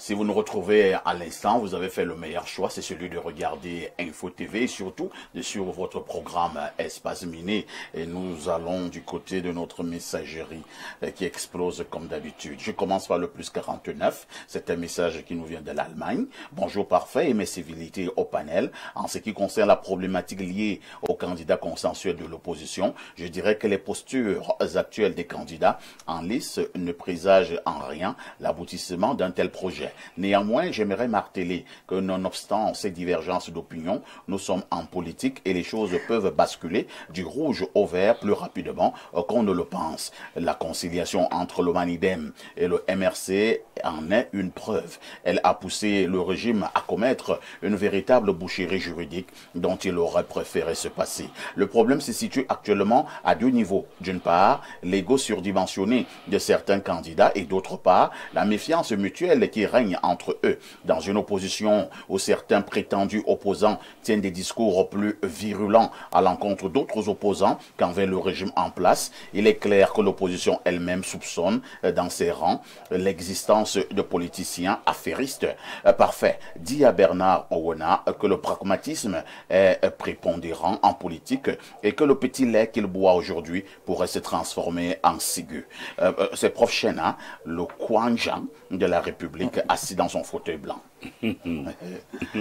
Bonjour, parfait. La dame sur le plateau parle de l'expérience politique de Bello. C'est cette expérience qui a mis le Cameroun dans la boue de la corruption et autres maux dont nous souffrons aujourd'hui. Ouvrons la porte aux jeunes qui ne traînent pas de marmite et qui pourront nous apporter le changement tant souhaité. C'est Ambara Jean-Pierre Donkom. Qui mettra le Cameroun dans une bouteille de bière. Je vais au plus 1 438. Il s'agit d'un message qui nous vient du Canada. Bonjour Perfecto, je suis un de vos téléspectateurs. Je vous suis depuis le Canada. Mon nom est Emmanuel. Chaque candidat veut à tout prix être président. Ils sont tous des égoïstes. Et le président Paul Biya les connaît tous. Bonjour, parfait. La solution des billets n'est pas du tout la bonne. La fabrication des pièces et des billets de banque ont un coût. Certains billets qui viennent d'être fabriqués sont déjà usés ou même détruits. Dans le même temps, les pièces qui datent de 20 ans sont encore en circulation. Prenez cela en compte. C'est Serge Aimé. Un autre message, que dit ce téléspectateur ou téléspectatrice? Bonjour Perfecto. DP, par rapport à la rareté de la monnaie, je pense qu'on oublie un plan qui est très important. Tous les Camerounais ont les caisses dans leur chambre où ils mettent ces pièces. Je pense qu'il faut penser à la monnaie papier, c'est Landry et Chemo. Je vous amène au plus 33. C'est un message qui nous vient de la France. Bonjour, parfait à ici, le Maurice Kamto de la modération. Oui. Pourquoi pas? Parfait. Ici, il y a un endroit à Aqua où on vend les pièces. Quand tu donnes 900 francs, on te remet en retour un billet de 1000 francs. Si tu donnes 1800 en pièces, on te remet un billet de 2000 francs. Parfait. Ici, notre pays est à part. Un pays où on vend de l'argent contre de l'argent. Nous sommes vraiment au continent. Bonne journée, bien cordialement. C'est tonton Raymond Mpimi. Parfois ici, oui, on vend les pièces de monnaie devant le ministère de la fonction publique. Ah bon? Oui, on vend. C'est-à-dire, si tu veux 900, tu donnes 1000, on te donne 900 francs en pièces. Oui, oui, devant le ministère, vous pouvez aller le faire après l'émission. Allons au plus 1 682. C'est un message qui nous vient des États-Unis. Bonjour Perfecto et bonjour au panel. Le consensus ne nous avance pas. C'est signé Emmanuel. Je vous amène au 213. C'est un message qui nous vient de l'Algérie. Bonjour Perfecto. Le quinqueleba de la modération. Le open sex de la télévision. Open sex. Solo no yolo, solo no yolo, solo no yolo. J'étais appelé combien de fois? Dans mon village, quand le grand-père t'appelle au salon, il te demande de t'asseoir et il t'appelle 3 fois. Et puis il dépose sa pipe sur la table, il prend sa canne et il rentre dans la chambre sans rien dire. Ça veut dire qu'il y a un problème. De toutes les façons, ce matin, j'ai une seule chose à dire, c'est que je n'ai rien à dire. Incroyable. Espace miné. Un autre message. Bonjour, parfait. C'est vrai que le message est long, hein? Et bonjour à tout ton panel. J'ai eu un souci dont évoquait ton panéliste concernant les sachets floqués des noms des supermarchés et qu'ils commercialisent. C'est-à-dire, le client paye le supermarché pour faire sa publicité. J'étais dans un grand supermarché situé au Carrefour Van. J'y ai fait des achats d'environ 7500 francs et au moment de payer à la caisse, ma facture se chiffre à 7700. Je demande les explications et la dame de la caisse m'explique que les 200 francs supplémentaires sont le coût du sac plastique. J'ai souri et je lui ai demandé gentiment soit de me trouver un sac plastique non estampillé de leur nom que je paierai bien sûr, soit de me rembourser simplement mon argent sans discussion puisque je ne paye pas pour faire la publicité d'une entreprise. Voyant ma fermeté, malgré toute sa gymnastique pour me persuader à accepter sa duperie, elle était obligée de me rembourser et de rester avec leurs produits. Seulement au moment de sortir pour m'en aller, un des responsables qui nous observait sûrement par caméra surveillance m'a interpellé et a demandé à la dame de la caisse de me laisser le sac plastique. Je ne me vends pas aussi moins cher. C'est Hervé Nkoba depuis Douala. Voilà. Un autre message ce matin, nous prenons celui-ci. Que dit la téléspectatrice, hein?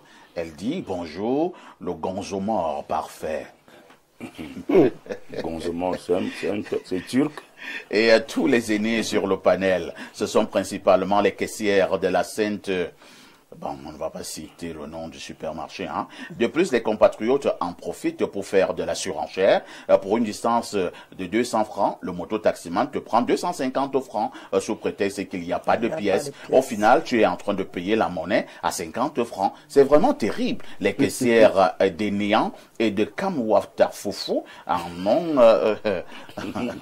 on n'en parle pas. Avec les 1 franc, 5 francs, 25 francs, c'est Yvan depuis Tchan qui envoie le message. Je vous amène au 241. C'est un message du Gabon. Bonjour parfait, ici bonjour à ton panel. Juste pour dire que le Cameroun n'a aucune opposition alors que les gens frustrés comme Soulé ne soient pas toujours là pour accuser le gouvernement sur l'irresponsabilité de l'opposition.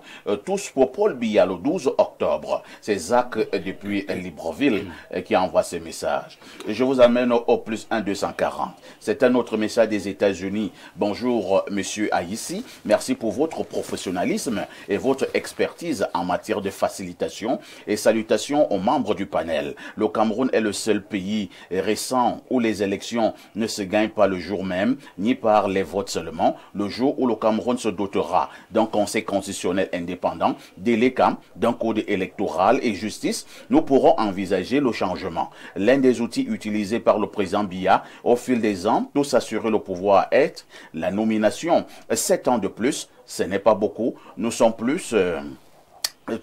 près de la fin que du début. C'est Kadji du côté des États-Unis qui envoient ces messages. Prenons peut-être un dernier message. Bonjour le Zagor de la modération.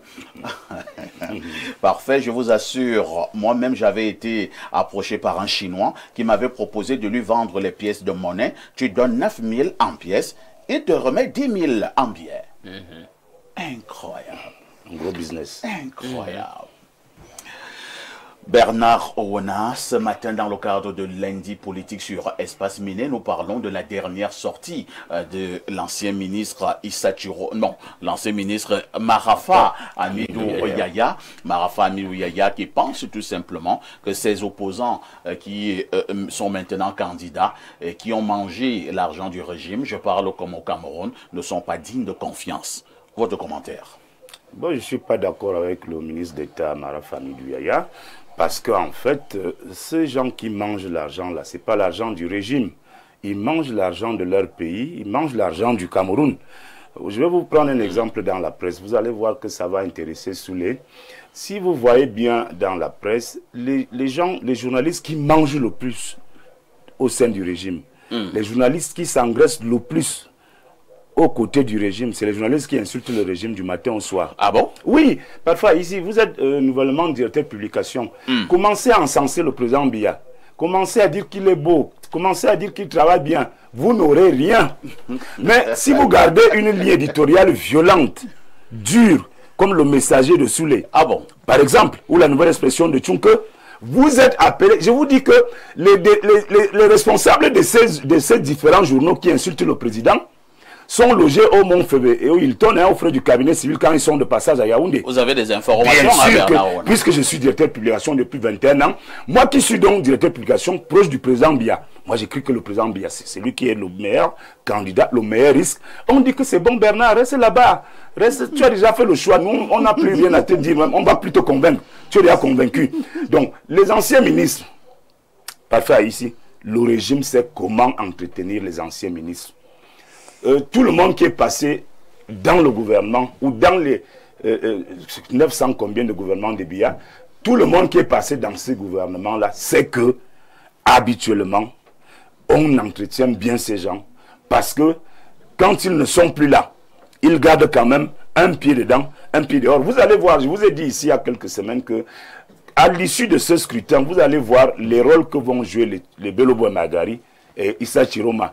À la fin du processus électoral, vous allez voir que tous ces gens-là étaient dans un même film, jouaient des mêmes rôles. Et à la fin, on va se retrouver avec Paul Biya, avec un gouvernement de large ouverture.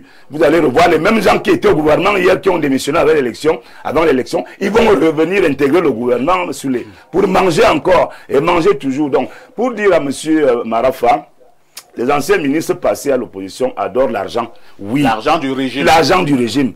Ils aiment ça. Et ne soyez pas surpris parfois ici que parmi certains ministres-là, il y en a même qui trouvent leur financement aux côtés du régime. Parce que le président et certaines personnes qui gèrent le pays pensent que c'est une bonne façon de donner une image assez positif de notre jeune démocratie. Parce que quand vous voyez M. Bello, par exemple, M.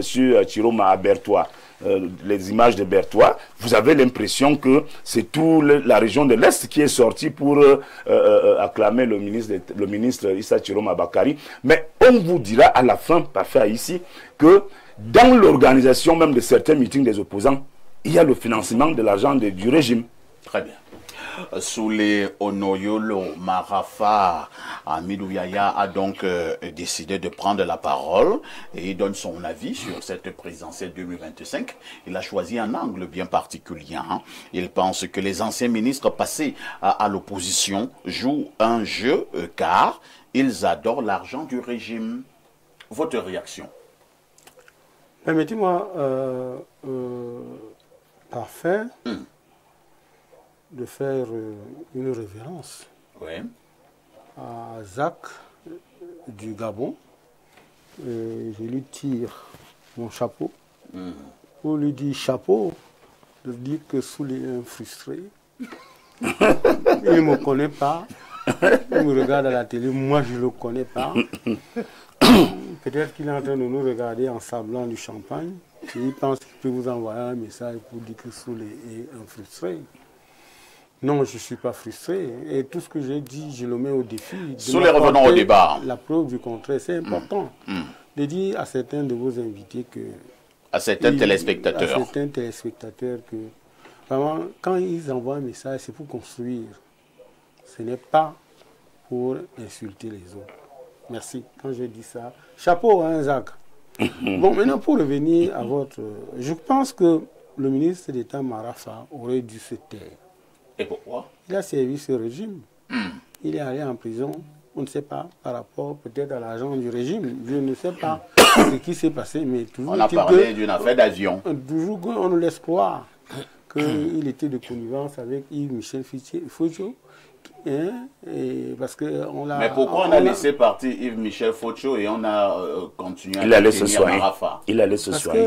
Mais Marafa lui-même dit qu'il est malade depuis. Il a mal aux yeux et tout ça. Mais on ne laisse pas partir Marafa. Il y a des malades dangereux. Ah bon? Oui. Vous savez, c'est formidable.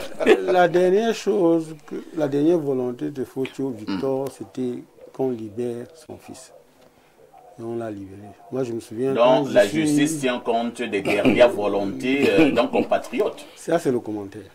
Je voulais simplement dire que je me suis retrouvé quand j'étais gravement malade avec Yves-Michel Fotio à l'hôpital central. Et je sais comment ça s'est passé, son exfiltration, n'est-ce pas, de l'hôpital central, tout comme celle de Inoni et Frem. Je les ai vécues. On était dans le même pavillon en 2019. D'accord?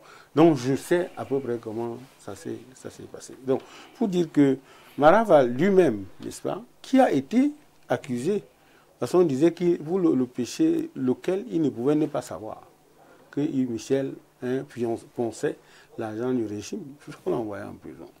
Maintenant, aujourd'hui, qu'il s'attaque à certains, et je suis sûr que quand il le fait, il voit beaucoup plus ses compatriotes, n'est-ce pas, du Grand Nord, et Bello Bouba et Issa Chiroma. Oh, c'est une vieille querelle. Marafa n'avait jamais concédé à ce que ces deux soient nommés ministres. Il a d'ailleurs dit au président Paul Biya concernant Issa Chiroma. Oui, il a une haine pour Issa Chiroma. On ne sait pas où est-ce qu'ils se sont rencontrés. Marafa déteste Issa Chiroma. Oui. Issa Chiroma, lui-même, une fois j'ai causé avec lui, il n'était pas tout à fait tendre contre Marafa.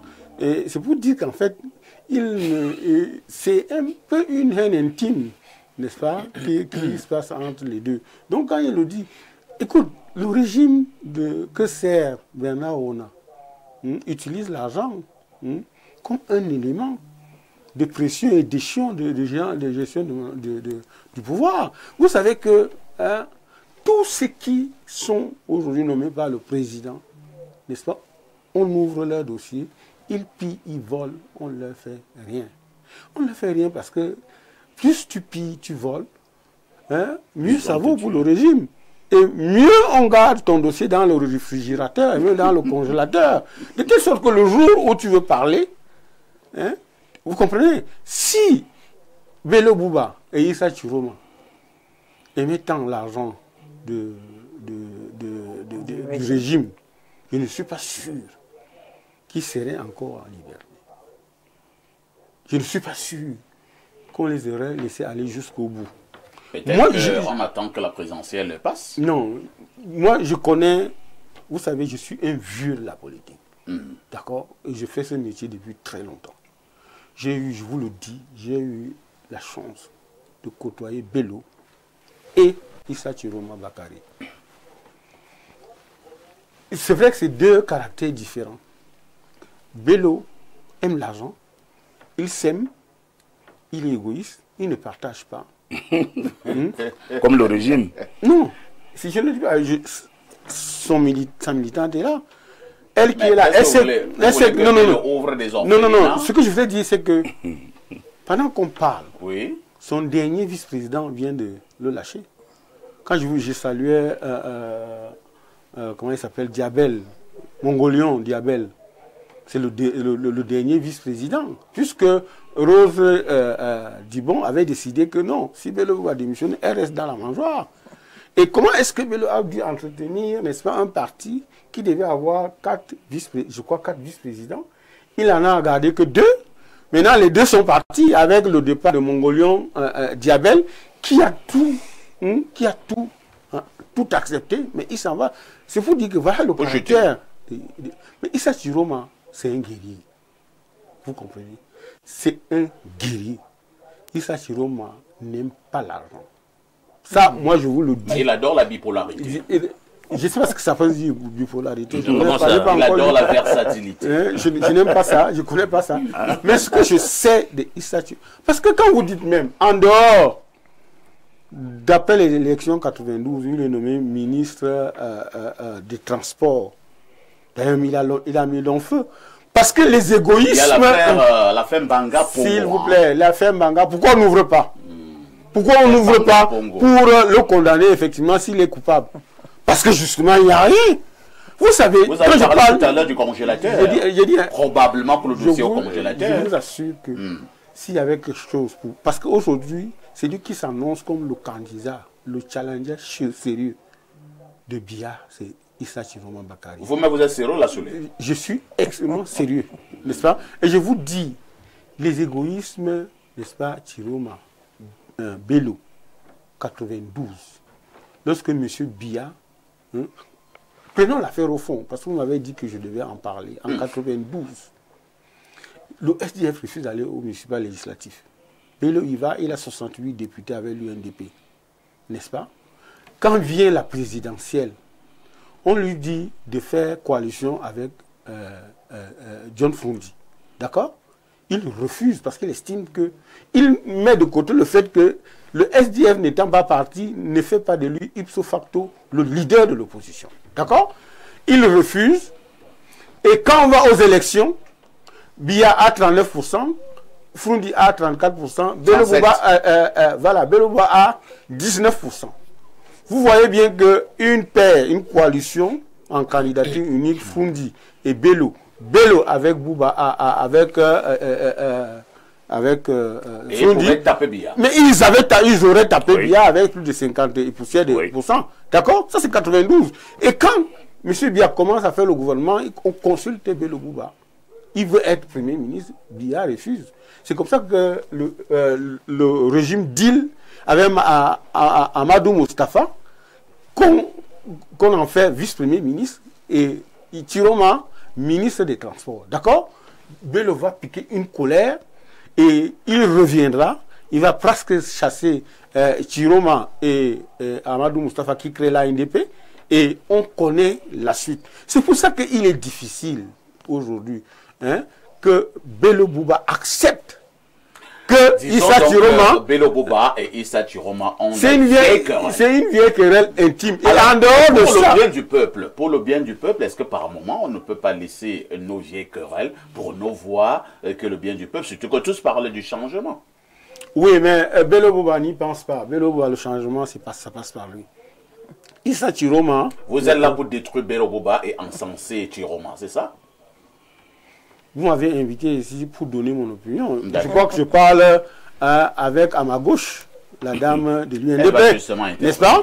Si elle vous dit un seul mot différent de ce que je vous dis, ça veut dire chapeau. Donc je suis en train de dire que pour revenir à Marafa, que Marafa n'a pas le bon espace, il n'a pas la meilleure plume pour dire que les ministres démissionnaires et aiment l'argent du régime. Lequel? L'argent du pays. C'est le fruit des collectes. C'est le fruit des impôts. Bernard Onaki du RDPC, n'est-ce pas, de la Calvétie jusqu'à la semelle des chaussures, vous a dit, c'est l'argent de tout le monde. Donc le budget du Cameroun n'est pas le budget d'un régime, ni le budget du renouveau. C'est le budget du pays. Là ne doit pas aller dans oui, d'accord. Donc si on vous demande de gérer l'argent du régime, c'est pas le bon argent. Cela signifie qu'il veut faire allusion à des choses pas du tout jolies. Ah, tu en sais beaucoup alors.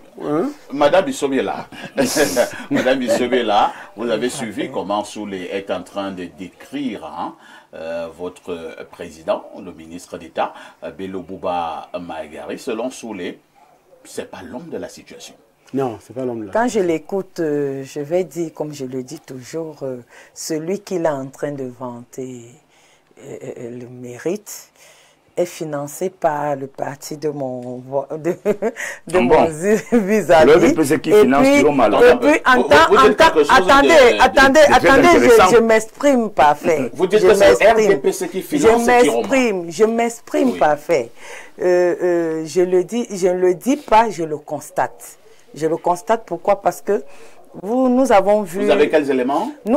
Un exemple terre à terre. Nous avons vu le président Bello Bouba Maïgari aller à l'est et aller dans la Damawa, où il a eu des difficultés à avoir les récépissés de manifestations.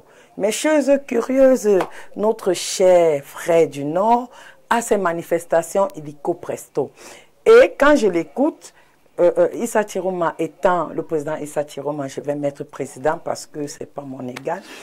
Quand il étant ancien ministre de la Communication, lui étant directeur de publication d'un journal, je me dis, ils ont justement leur journaliste, pas directeur de publication. Journaliste peut-être, ils ont leur connotation parce que nous savons comment ça se passe.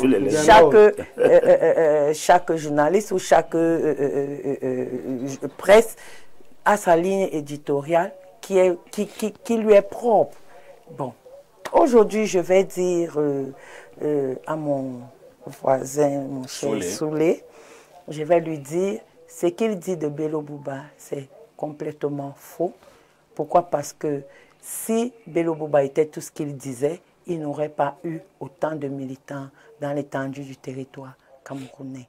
Et je vais le lui dire encore et encore, Bello Bouba n'est nullement une personne égoïste. La preuve, il a signalé, il a parlé du vice-président démissionnaire. Après le congrès de 2022, pour la petite histoire de 2022, le dernier congrès de l'UNDP, où il y a eu des réformes qui ont été faites, où on a annulé le poste de vice-président. Donc, ni le grand camarade Mongolian, ni la grande camarade Madame Dibon ne faisait plus partie de la présidence de l'UNDP. C'était juste la présidence et ses organes annexes et le comité central. Vu que le comité directeur, le bureau politique également avait été dissous. Donc lui se sentant aujourd'hui sans poste clé, il a décidé d'être à l'ombre et puis du jour au lendemain, il a donné sa démission. Maintenant, revenons quand même à la déclaration de Marafa Amidou Yaya, qui pense que les anciens ministres passés à l'opposition adorent l'argent du régime. Vous soupçonnez également, comme tout le reste, que M. Marafa veut clairement parler de Issa Chiroma et de Bello Bouba. Ce que je vais dire, je vais être légèrement grossière. Ce n'est pas dans mon habitude. Le ministre Marafa Amidou Yaya, étant ministre de l'administration territoriale, avait refusé un réaménagement de l'organe pénitentiaire. Il ne savait pas qu'aujourd'hui, il s'y retrouverait. Et il se plaint aujourd'hui. Il se plaint aujourd'hui d'être malade, de souffrir des yeux. S'il avait eu à aménager des conditions de vie pour ces détenus-là, il serait aujourd'hui dans un petit... Vous réjouissez des malheurs de Marafa. Je vous ai dit, je serais légèrement grossière. Quand il dit les ministres, les anciens ministres du gouvernement adorent l'argent du régime, je vais demander, lui, à son époque, il adorait quoi? Qu'est-ce qu'il le faut en prison si ce n'est pas une question d'argent? Qu'il ne jette pas la pierre sur ceux... Il dit qu'il est là-bas pour des problèmes d'ordre politique. Hein? Je pense que c'était PV qui l'a arrêté. C'était pour des problèmes de corruption. Si le Cameroun, pour essayer de chuter, si le Cameroun prend un léger exemple du jeune président du Sénégal qui dit à chaque corruption dénoncée, nous ferons de l'argent. Non, si on amène ça ici, moi je serai riche dans quelques mois. On va passer la parole à Alain Douk. Alain Douk, est-ce que Marafa ne gagnerait pas également à faire montre d'un peu de hauteur? On a nettement l'impression qu'il est dans une contre-campagne de certains candidats. Est-ce qu'il ne gagnerait pas, parce qu'il a dit qu'il faut changer de régime, est-ce qu'il ne gagnerait pas à s'aligner derrière ces candidatures pour que nous puissions arriver à une certaine alternance? Est-ce qu'il fait quand même montre d'égoïsme? Je ne saurais me prononcer sur l'égoïsme ou sur le devoir qu'il aurait sur le moment de faire monte de hauteur. Je vais m'en tenir à ses propos et essayer de comprendre ce que l'homme a à nous produire. Je salue l'intervention sur la femme de la dame parce qu'elle nous fait comprendre finalement que Marafat lui-même traîne des casseroles. Et quand on est gouverné par une mafia, c'est la donne. Personne ne peut se retrouver dans la mafia et penser qu'il n'est pas tenu par quelque chose ou qu'il a le cul propre. C'est pas possible. Donc on ne peut pas flirter avec la mafia, on ne peut pas flirter dans la bouse et penser qu'on va sentir de la lavande. Donc pour ceux qui veulent immaculer Issa Chiroma Bakary ou un quelconque candidat ex-ministre, démissionnaire à 2 mois d'une échéance électorale présidentielle, on peut questionner la sincérité. Donc, ce que je vais dire ici, c'est qu'il faut prendre très au sérieux ce que ce monsieur dit. Quand il dit « les anciens ministres passés à l'opposition adorent l'argent », il veut signifier ici que la corruption a dressé le lit dans notre système politique. Et c'est le cas. D'ailleurs, l'ensemble de la République, par sa gouvernance, est piloté par la corruption. C'est même le nerf de la gouvernance de ce pays, la corruption. Vous allez voir, le culte de l'argent, c'est la racine de tous les maux. Quand vous laissez l'argent régenter tous les aspects de votre vie, si ce n'est que lui, la valeur fondamentale, c'est lui qui calibre votre éthique, votre morale, mais nous sommes totalement dans le caniveau. Ça veut dire que vous ne pourriez pas être quelqu'un de conviction, quelqu'un qui se bat pour de grands idéaux. Et c'est ce que Marafat veut nous faire croire. Il veut nous faire comprendre. Donc nous avons là des comédiens que j'appelle des oppositions contrôlées. Les Camerounais, il faut que les Camerounais s'intéressent un tout petit peu à la politique au-delà de ce qu'on veut nous faire voir. La politique au-delà du voile. Est-ce que vous savez qu'on peut arriver dans des schémas politiques où on a une opposition contrôlée, et là je suis d'accord avec Bernard tout à l'heure, où en filigrane, c'est le régime qui finance de façon occulte même la campagne d'un opposant. Ça peut arriver. Justement, parce que stratégiquement, 2 anciens ministres qu'on a sous contrôle, parce que je suis sûr que d'une manière ou d'une autre, on les tient, on ne peut pas avoir fait un passage aussi long dans le régime du renouveau, clamer sur la corruption et dire et avoir des prétentions qu'on peut être irréprochable. Ça, c'est pas possible. Dis-nous un peu, l'affaire de la TNT, on continue aujourd'hui de payer, même pour regarder notre chaîne nationale, on paye les Français. À qui la faute? Il y avait un projet notamment de viabilisation, de création de la télé numérique terrestre. Et c'est à l'époque où Chiroma était ministre de la communication. Où en est le projet? C'était plus de 200 milliards. Est-ce qu'on peut nous dire ce que c'est devenu? Personne ne pourra dire. Mais on a des prétentions de nous faire croire que le monsieur a le cul propre. Moi, je pense pas. Dites-moi, à l'époque où il était... Le corps propre, hein, je préfère le corps. Vous savez, c'est simplement des faits. Peut-être que les gens... le corps propre. Nous sommes en télévision. Bien, d'accord. Alors, maintenant, dites-moi, pour ce qui est du traitement des journalistes, parce que là, l'INE, je le questionne à ce sujet, on a plusieurs scandales, des scandales sécuritaires autour de la vie des journalistes, à l'époque où il était ministre de la Communication. Comment il a géré tout ça? Vous pensez qu'il ne devra pas rendre gorge? Et c'est là où je dis, il faut prendre au sérieux ce que Marafat dit. Tout ça, nous sommes dans un système où tout le monde est contrôlé par des avantages, des promesses, des volontés de se repositionner pour être toujours là, accroché à la mangeoire. Quand vous allez fouiller bien profond, vous allez vous rendre compte que c'est une ingénierie politique subtile du régime qui permet que nous ayons cette espèce de désaffection 2 mois avant les élections de ces 2 candidats. Parce que moi, je ne les prends pas au sérieux, absolument pas. Je pense qu'au contraire, ils sont en train de décrédibiliser un travail de fond qui aurait pu être fait par une opposition sérieuse dans le septentrion et qui, de par l'aura, et c'est bien passé par le régime, de par leur aura d'anciens ministres, de personnalités publiques, pourrait leur profiter maintenant sur la fin. Or, il y a des gens qui ont fait un travail politique de fond et de proximité qui, là, pourraient être finalement mis sur le banc en raison du candidatage de ces 2 personnalités. Donc, tout ça, c'est des intérêts singuliers qui tournent autour de la corruption qui motivent certainement les gens.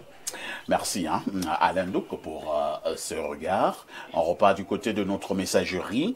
Et là, je prends ce message. Bonjour, le meilleur modérateur du Cameroun. Dites à M. Soulé qu'il est extrêmement naïf. Dites-lui que Chiroma a déjà démissionné du gouvernement, mais il lui a fallu un petit poste de ministre pour qu'il rampe encore vers le régime RDPC. Et quel est le programme politique de Chiroma? Soulé peut nous donner seulement 2 lignes de son programme. Soulé peut nous dire où sont passés les 200 milliards investis dans la TNT. Marafa Amidou Yaya a parfaitement raison. Il y a un candidat que personne des vieux comme Soulé ne veulent parler. Il s'agit de l'honorable Cabral Libi qui depuis 7 ans est en train de gravir ses échelons et est aujourd'hui le candidat le plus cohérent et le plus pertinent de l'heure. Un autre message, bonjour à vous sur le plateau, Monsieur Aïssi. Vous avez traité dans une tribune en ligne, Monsieur Chiroma, de plaisantin lorsqu'en novembre il prêtera serment. Imaginez vous-même votre sort. Barabazekaïle. On va déménager. Je n'ai jamais dit qu'il était un plaisantin. J'ai parlé de la comédie politique. C'est différent. Autre message, bonjour le plateau. À écouter Soulé, on comprend bien qu'il a pris position pour Chiroma. Il va jusqu'à le qualifier de véritable challenger du président Biya. Quelle absurdité! Est-ce à dire que tous les Camerounais sont devenus débiles? Avons-nous atteint le summum de la bêtise, mon cher Soulé? Ça fait pitié pour ce pays.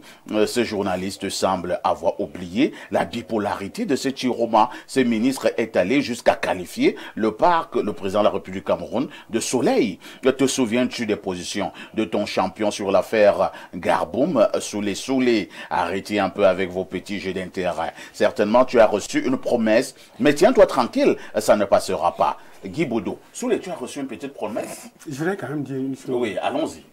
Parfait, vous me connaissez. Tout à fait. Bernard, on me connaît. Tout à fait. D'accord? Arrêtons ça.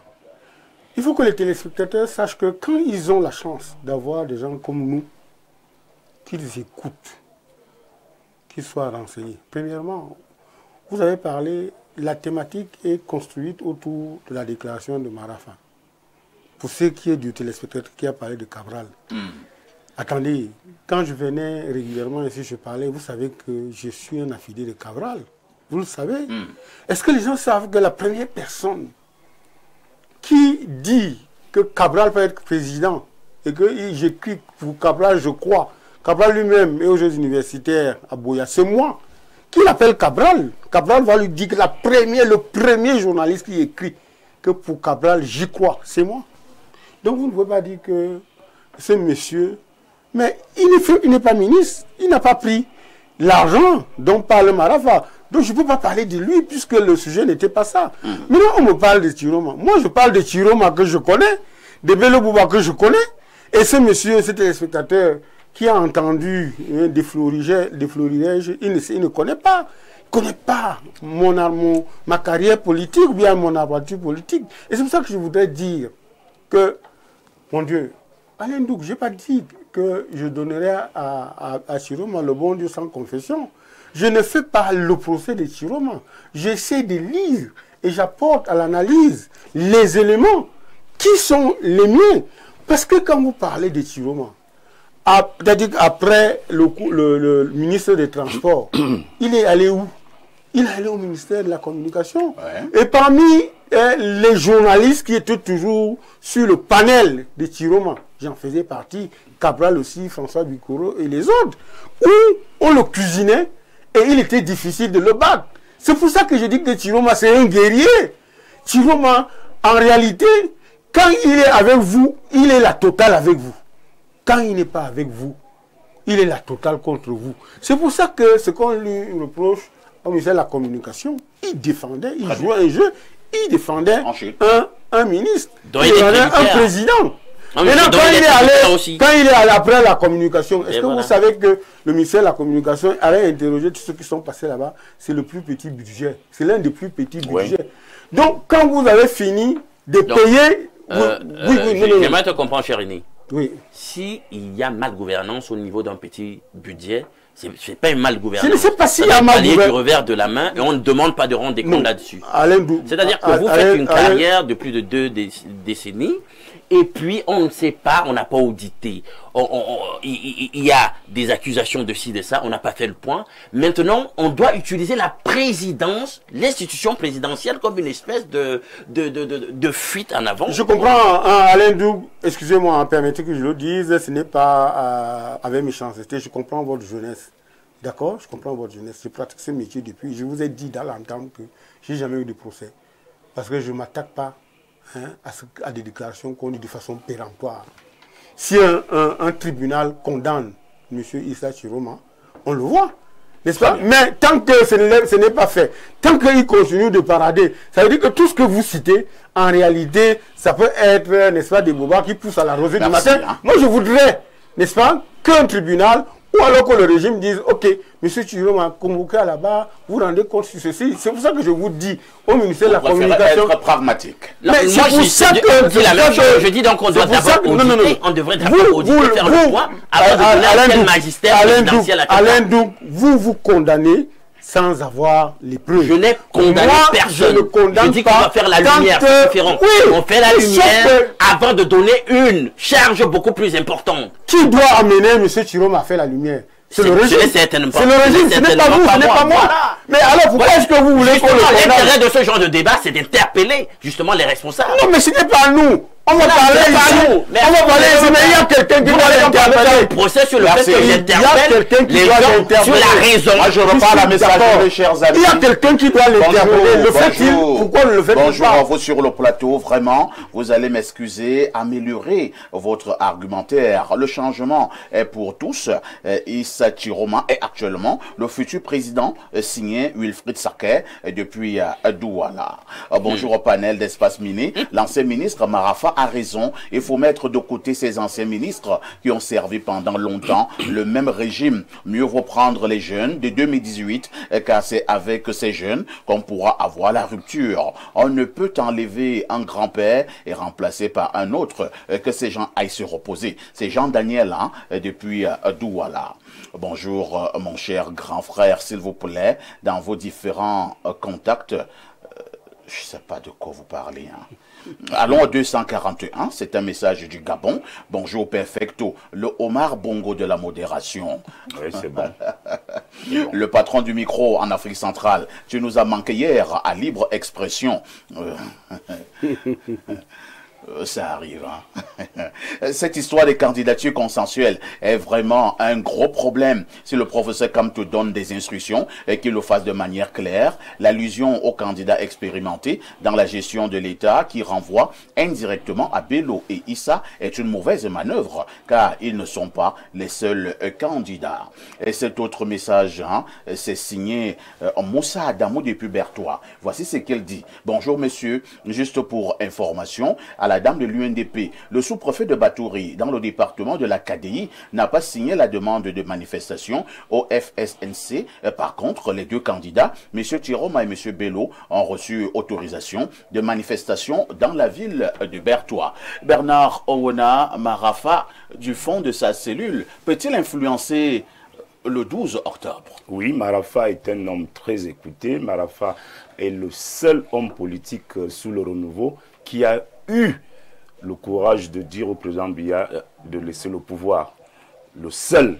Apparemment, il a payé justement, je ne sais pas ce qu'il a payé, mais je dis que c'est très important de le préciser. Est-ce que c'était sage? C'était très sage. C'était très sage. Sur le plan politique, est-ce que c'est pas la naïveté? Monsieur Marafa se voyait déjà président. À partir de ces réseaux français. Mais c'est légitime, Monsieur Marafa avait une posture, une carrure de quelqu'un qui était présidentiable. C'était un homme très imposant. Dans le système du renouveau, le ministre d'État Marafa donc a pensé qu'en allant dire la vérité au président, il jouait franc jeu. Il ne savait pas que le président n'aime pas ce genre d'attitude, parce que le pouvoir, c'est le président. Quand vous venez dire au président qu'il doit laisser le pouvoir, il peut se fâcher. Et le lendemain, il a demandé au ministre... Il a également dit au président que les gens sont très énervés parce qu'il a nommé Issa Chiroma. Tout à fait. Alors, la deuxième fois, quand il est reparti au palais pour être reçu par le président l'a fait recevoir par son DCC de l'époque, M. Belinga Boutou. C'était déjà un signe. C'était déjà tout dire. Après, quelques temps après, c'était les problèmes, la descente aux enfers. Alors, moi, ce que je voulais conclure en disant quelques secondes, je voulais dire que M. Marafa, quand il parle des ministres passés à l'opposition, qui adorent l'argent du régime, il sait de quoi il parle. Et je vous dis que au lendemain du 12 octobre, vous allez voir, comme quelqu'un parlait de comédie politique ici, que vous allez voir ce que vous allez voir après le 12 octobre, parce que ces gens que vous voyez en train de se déployer là, en train de se mouvoir depuis quelques jours, quelques semaines, vous allez les retrouver dans le gouvernement de Paul Biya. Ne sortons pas sans le dire. Marafat, lui, de même, est éclaboussé, mais au moins, le groupe de travail de l'ONU sur les détentions arbitraires a quand même dit que le chef d'accusation qui avait été formulé par nos juridictions contre lui ne tenait pas la route. Au moins, disons-le. Tout à fait, on le dit, on le reconnaît. Madame Bissobi est là. Oui, est-ce que Bello Bouba adore l'argent du régime? Vous réfléchissez. Vous n'êtes pas obligé de répondre. Si je réponds pas à l'affirmative, si je vais confirmer ce que le ministre Marafami lui a dit. Vous vous sentez obligé de répondre par la négative? Je ne me sens pas obligé de répondre par la négative, je vais juste répondre négativement. Bello Bouba, le président Bello Bouba Maïgari n'adore pas l'argent du régime. Solon Oyolo, merci d'avoir été là ce matin. Je vous ai dit que M. Bello Bouba a un problème. Il a un principe. Il aime lui-même. La preuve, vous avez suivi Mme Bissobi, elle a dit qu'on a fini par détruire, démanteler les postes de vice-président pour qu'il en reste un seul, lui président. Et c'est pour ça que Mongolian Diabel a raison de démissionner. Mais je voulais aussi dire aux uns aux autres que si vous avez entendu une femme dure, avocate, maître Alice Com, qui a été publiée au Messager pour dire « je voterai pour Issa Chiroma ». Ce n'est pas une affaire de saouler. Quand vous avez entendu le professeur Abba Oyono dire « je voterai pour Chiroma », ce n'est pas une affaire de saouler. Et puis, tous des émergistes, non? Est-ce que nous sommes obligés de se positionner? Vous allez conclure.